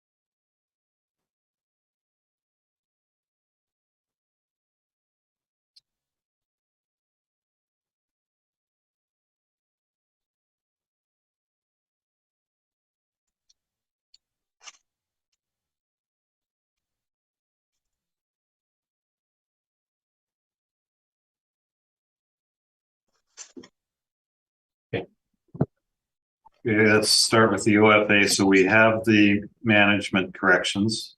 Okay, So we're looking at, so just give us the NOI.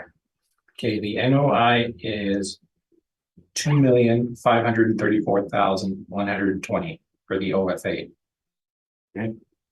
Cap rate is 6.65%. Yep. And the end value is $38,107,068. 107, One, yeah, 38, 103, 38,107,000. $68. 068. Well, no, we've rounded. Okay, let's round.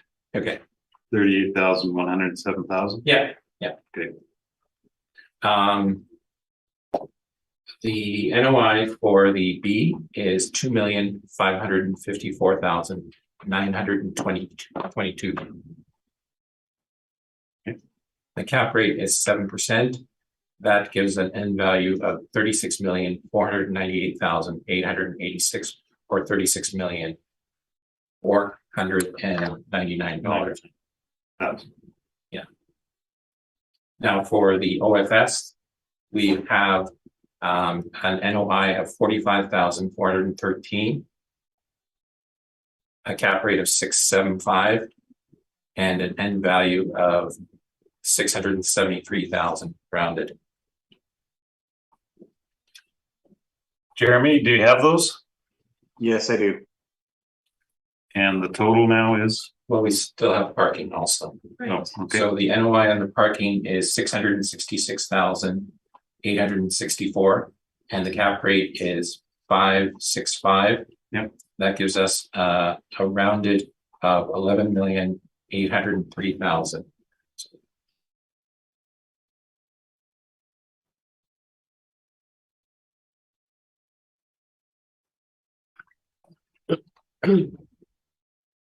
Okay, Jeremy, do you have that? Yep. You got the parking? Okay, where were we? Total value, I think. Hey? I think. The total, The total value is 87,082,000.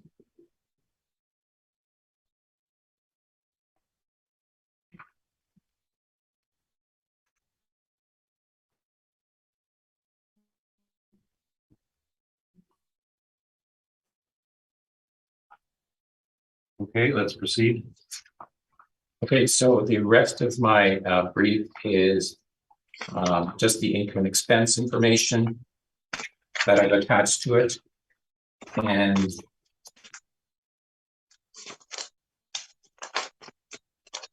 the board order on 444 St. Mary's.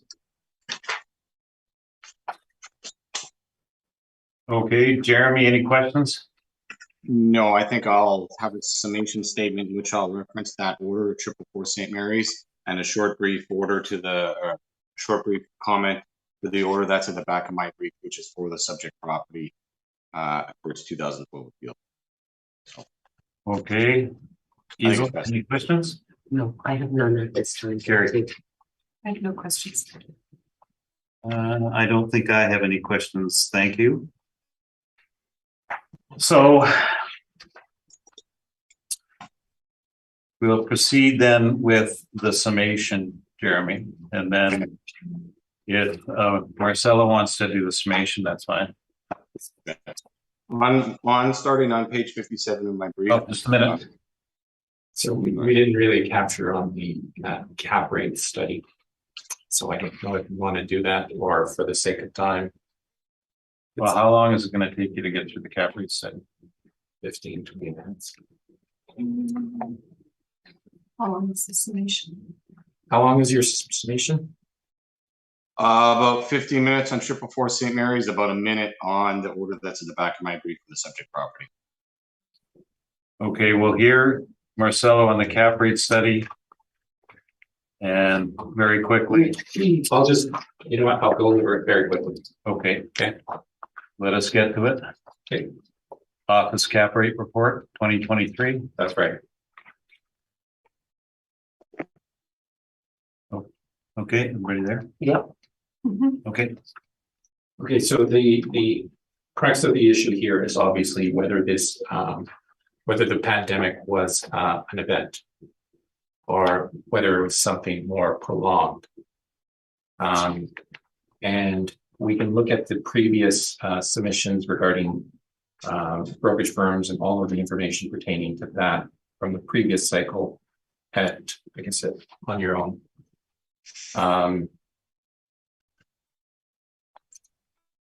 So if we turn to page 8.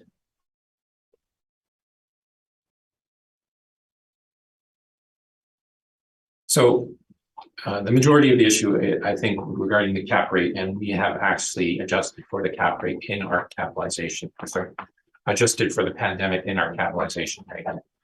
And the notion of whether this is an event or more prolonged, I guess, change is what is at what we are debating. So from our position, we actually went out and actually surveyed the professionals that work in the industry and asked them exactly what do you think is happening because of the pandemic. And we got a response back from a lot of industry professionals regarding this. So in terms of what they're saying, a majority of the respondents who actually replied to the survey believe that tenants were actually downsizing and would continue. So in terms of what the pandemic has done, obviously, this has changed the way that we do work. There's no doubt about it. Office space is changing because there is a less requirement for people to actually attend office. So there is, I guess, a rationalization of what the needs are for office tenancies at this point. And this is, a direct result of the pandemic. Now, the industry professionals are again saying that people are downsizing, or at least that is their opinion based on the survey. And you can see on page 10 at the very top, 57% of the respondents are saying that yes, they do believe that the pandemic has had an effect on the office universe, and tenants will be downsizing. Now, on the other issue of rents, they were also surveyed, and a majority of the respondents also said that office rents will be decreasing as a majority.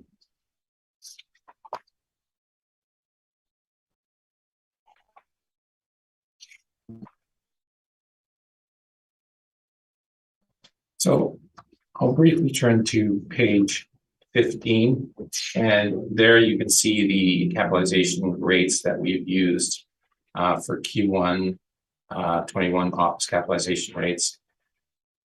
And that is for downtown A, downtown B, A and B.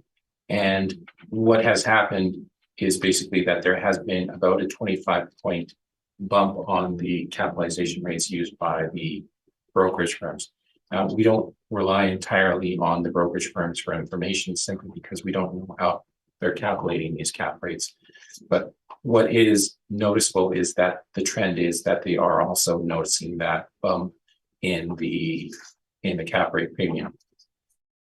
Now there, we also have a few samples of sales that we have looked at. I'm sure you've already gone over these ones.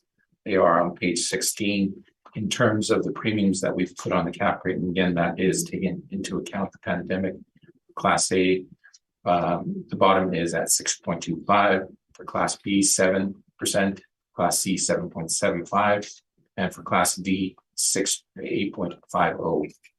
For Class S, that is suburban, the range is between 6 and 7.5% for this cycle. And in terms of heritage, there are additional bumps on that because of the risk associated with those properties. Was that short enough? That's fine. Okay. Are you done? Yeah. Okay, thank you very much. Jeremy, do you have any questions of that? Considering that me and Mr. Slaughter were with the chair last week, we went into the questioning of the rebuttal and capitalization in quite detail. I'm sure it's fresh in your mind. I don't have unless you need me to. I think the commentary will stand for this, no matter how many times we hear it. So, is that okay? Okay, that's fine. And you can start with your summation. First, if we can turn to my page 57 on my brief. I did not participate in this hearing, but I watched it. I observed it because I thought it was an important hearing. It is the subject property. It is a 2012 hearing with a reference date of April 1st, 2010. So they're looking at information from 2009 and previous. There is no economy. Which page are you on? Page 57. 57? Yeah. Okay. So this hearing included an argument from Todd Hewitt and Jan Trojan and the late Dave Saunders and Jamie Mercury. It encompassed an entire realty hearing, included a modified BOMA approach. It was multifaceted, many topics, and it lasted 2.5 days. So one of them, if we turn to, was economies of scale. The board did not apply that. If you look at the back, and I'll be very brief, if you go through it, the proposed commentary is highlighted in yellow. But ultimately, for the board, for 2009 reference date, or 2010 reference date, applied $14 rent for the OFA space. We're asking for 18 over a span of a decade. I think that's reasonably proven out given our study. And if you look at 60, which is the OFB in a dated state, not in the renovated state as it currently, they applied $12. So I think at a $15 level, encompassing of the basement area, if you want to call it, or atrium area, or concourse area, if you want to call it that. I think that's very reflective of what we have here. So you can see what they did was they didn't look at economies of scale. They looked at what the comparables were. They applied the same rate, and then they looked to the Johnson report, and actually for the OFB portion, they increased the rate from either assessor and the agent. They thought it was higher than either party were presenting. So from this, I feel that the rates that we're putting in a decade later in a escalating rising market, a strong market, is reasonable and provable based on 2 studies. So from that, it's pretty much a how to assess this property, and it's been used in other properties too, as far as 447 orders, which we were going to get into. But I can get on to the actual rebuttal for the triple force areas case law. My understanding. Just hang on, Jeremy. Sorry. It's another file in the folder. Should be named rebuttal ANT rebuttals. Third one from the top. ANT rebuttals? Yeah. Third one from the top. We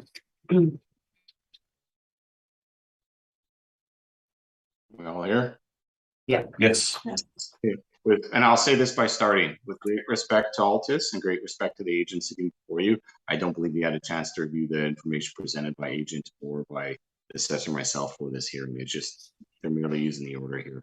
But I have discussed this with Rod Slaughter, and I kind of wanted to go through it in private. But if this is the venue that that Altus is using this order in, then I have to cross-reference it with what actually happened, and I'm going to go through it in a bit more detail here. My commentary is in yellow, so you can read through it. I'll go up through it very quickly. But this is an order for a business assessment. It took 5 months to receive. It was for one parameter, rent and rent alone, and it took 4 full days. I participated in this based on the assessor, Johnny Dolinsky, who is supposed to be presenting this. It wasn't with our department anymore. It was originally going to go to hearing. Agent wanted a legal consult, at which point I engaged our legal consult because they're bringing theirs. And this was set aside, and then COVID and all the rest of it took over. So this is occurring later on after the briefs were submitted, and I'm taking in the briefs that Mr. Dolinsky prepared. I prepared them adequately. It wouldn't have been the same as mine. The rent study that he used was my rent study, not the one you see before you. The one you see before you is vastly different. It's the totality of the 2 marketplaces, but overall, I had to present what was generated by Mr. Dolinsky. So moving on, this is on page 2. The argument was that this is a business assessment appeal. I use CRUs. the leasable areas of the CRUs to take back to what market is. The agent was using the total leasable area, the total lease premise, I should say, based on the charter. For business assessment purposes, if you look at the charter, that's what it says, and you can get into it, it's highlighted in yellow.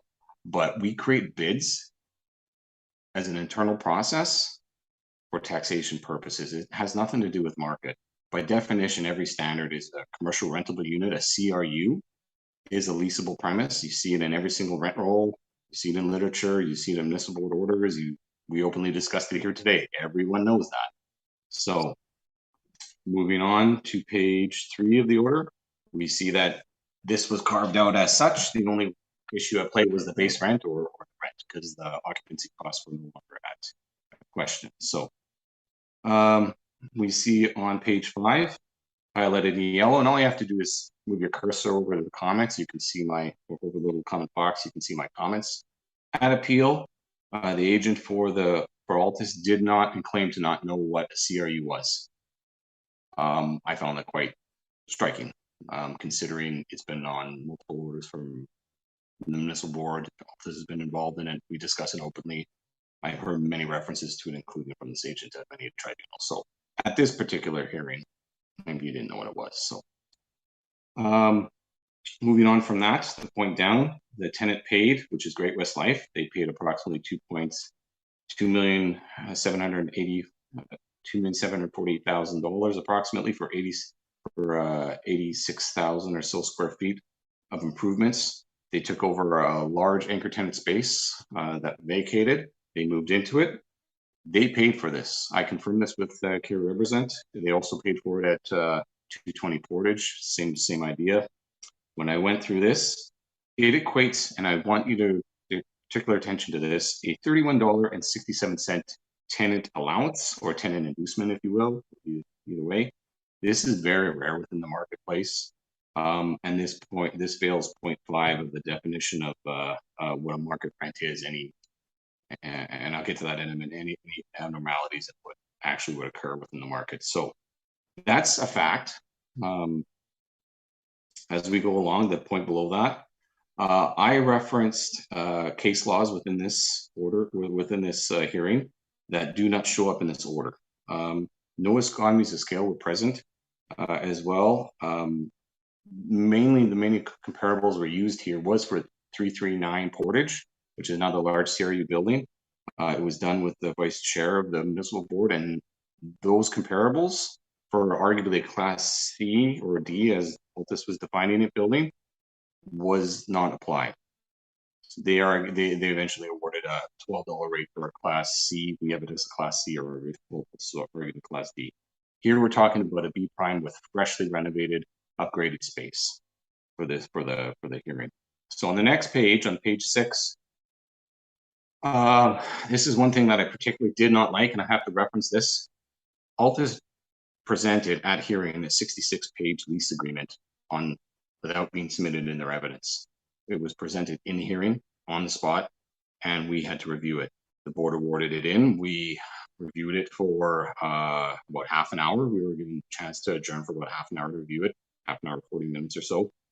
And I did not, and I could not go through the totality of the 60 some odd pages.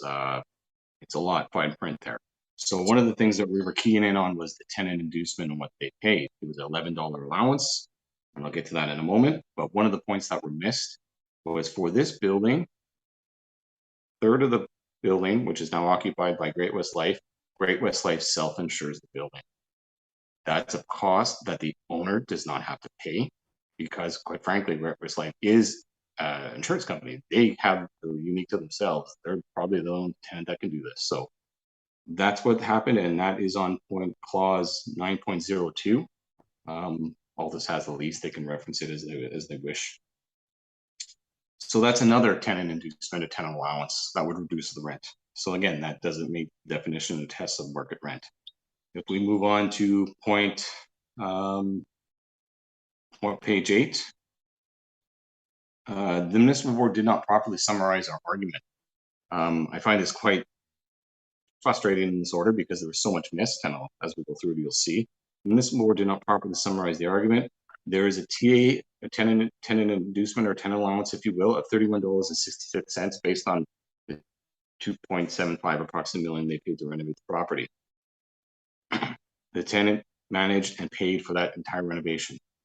Beauregard, the property landlord, manager, landlord of the building, did not. The cost of the investment in the capital, when that was to be done, was not done by the landlord. And when Great-West Life leaves or a tenant leaves, they don't take their capital investment with them. So in this case here, you had old, out-of-dated space that needed to be brought back to market. You had a tenant that was willing to pay for it, and they did. That's really outside market parameters. That's outside just unusual circumstances. So as we go down, let me here 1 second. A bit of a glitch here in my PDF. Okay, and then the third point there is again that Great-West Life self-insures, which is was not brought up at the municipal board hearing for this because the manner in which the lease was presented, it didn't give enough time to review it, and it was missed by myself and legal counsel. But as we go along, we will go through this. On page 10, I cross-examined Mrs. Represent. The municipal board order does not make any mention that although stated that the $11 per square foot tenant allowance appeared to be paid back by the landlord to Great-West Life, that does not equate for the total amount of money that they actually paid. They paid $31.66 to renovate their totality of their space per square foot based on the $2 million and $2,748,000 approximately. But they only recovered about $954,000 according to Mrs. Represent. So that equates to about a $20 tenant inducement per square foot, which is a significant amount of money in that time frame. Further to that, Great-West Life has to self-insure a third of the building, their premises, for about $3 million during the lifespan of the lease. They're self-insuring that cost. They're bearing that cost. This further reduces the rent. These are two situations that are extremely atypical for market. You don't have other tenancies doing this. So, although I was cross-referencing and through the process of discovery, just bear with me here. There we go. Through the process of discovery, I was questioning misrepresented where the tenancies were coming from. They were coming from 355 Portage. They were coming from 220 Portage, and they were coming from 330 Portage as well. So they amalgamated into the space Great-West Life from other buildings. When asked, care representative admitted that they were in a Class B building at 330 Portage for approximately 38,000 square feet, and they were paying approximately $13 at the end of their term. That's market. That's what we're asking for a large CRU. That is market for the building that they were occupying at 330 St. Mary's, or sorry, 330 Portage. The agent who reviewed the rent roll, who got other comparables from this property, declined to mention this, declined to include it in their brief. It was only discovered through cross-examination of care representative, which they were in there for that rent. The agent then, so, okay, we had enough on that point. The next point down, Mrs. Represent admits that the space was never marketed. She states that the landlord, quote, landlord was not stuck with a substantial amount of area being left vacant, which in turn speaks to the point that the owner landlord was in a position of being distressed with approximately 1/3 of their building needing to be updated to bring back to market, and a significant amount of capital costs involved in that. In this case here, that is not meeting the test of what a market rent is. So I'll get to that in a moment as we go along, because it's further referenced in the board order. So based on that, as well as the last comment on the page, we create bid numbers to facilitate our assessment process. If they're on multiple CRUs, we could have released multiple bids with multiple tax bills. It's an internal process. We simply give them one bid. That has nothing to do with marketability. That has nothing to do with rent rate. That has nothing to do with the marketplace outside of our process, of our internal process. So that seemed to be putting a little bit more weight on based on what the charter was, and I don't think that's appropriate to be done. Again, next page, page 12, highlighted. Comment.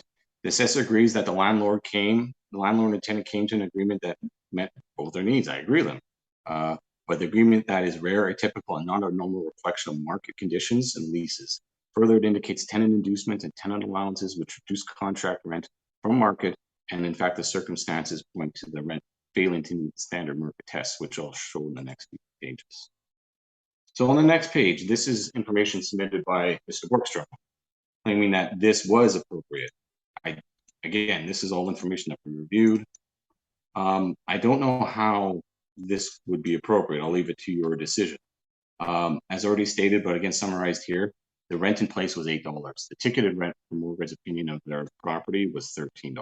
The rest of the building was achieving about 13. Great West Life was at that point in time 8. And the rent doesn't meet that rent isn't at market and it fails to meet the standard tests presented by the appellant.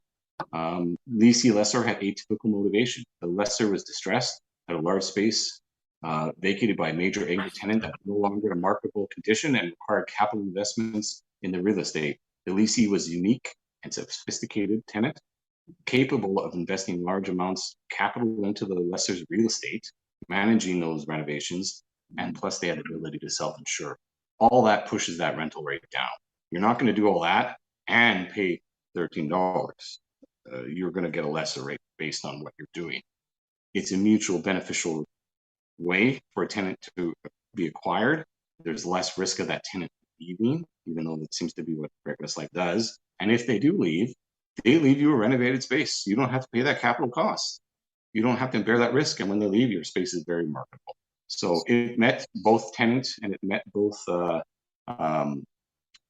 leasee and lessor's requirements, but it's not a typical transaction. It's atypical, very atypical. The marketable CRUs, the 1/3 of the building was never exposed to or brought to market. Again, failing one of the tests. It never made it to market. It wasn't exposed to market. So, and then the last point 5, the conditions of leasee and are not normal market conditions. They contain special and unique circumstances and concessions made by either party.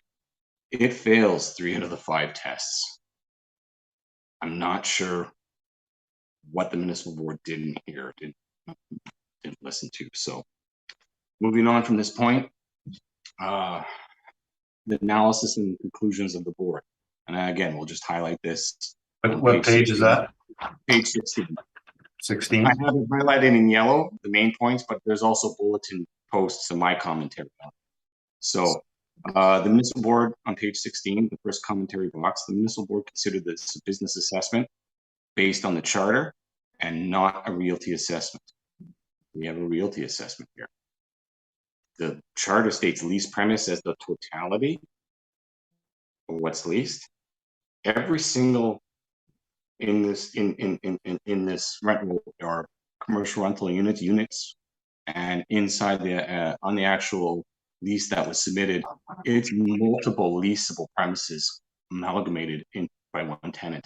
It's not one leased premise; it's multiple leasable tenants or multiple leasable premises, I should say. So, getting back to the next point.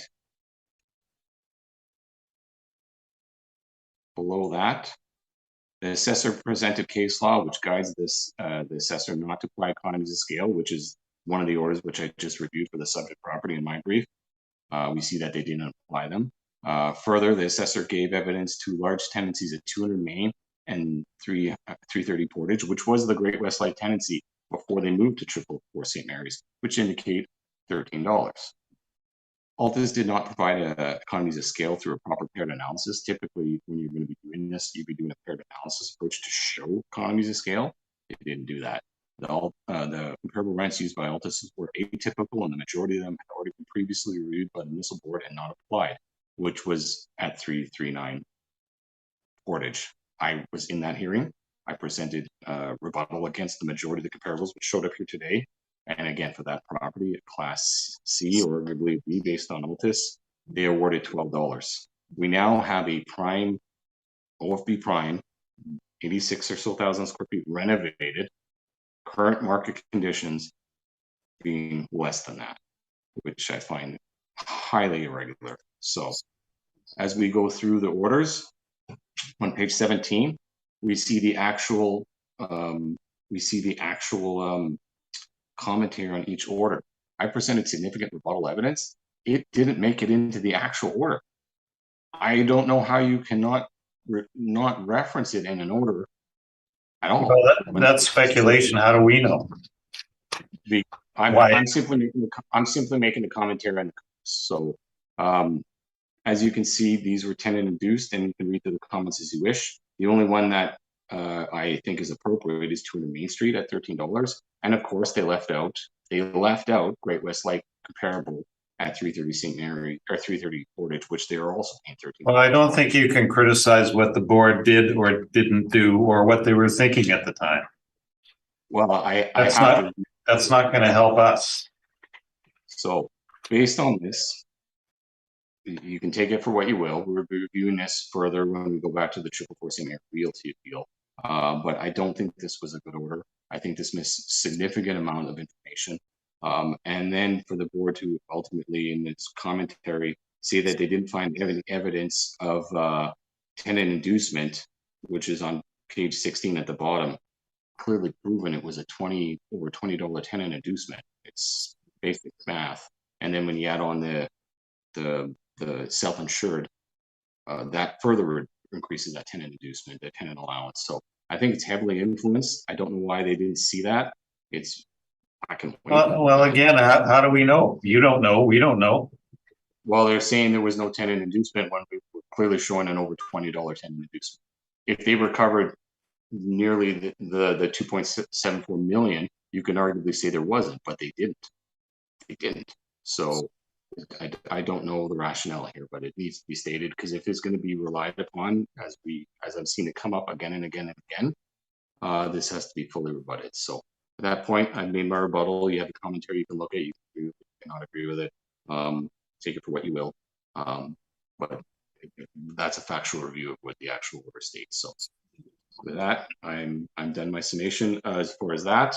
And as far as the values that are in place, I think the values in place are well proven.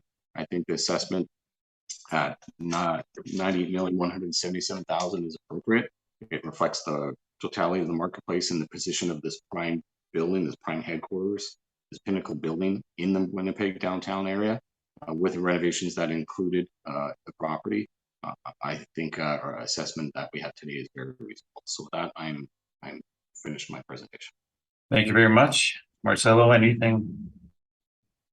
Just to make sure, Mr. Poole, that was. And before you start, Yeah. And I think I've mentioned this before at hearings. This board is not bound by any previous decisions, whether it be municipal board, board of revision, or the courts necessarily. So, and I was kind of going to lead to that, is that this was not factual. This was your opinion, correct?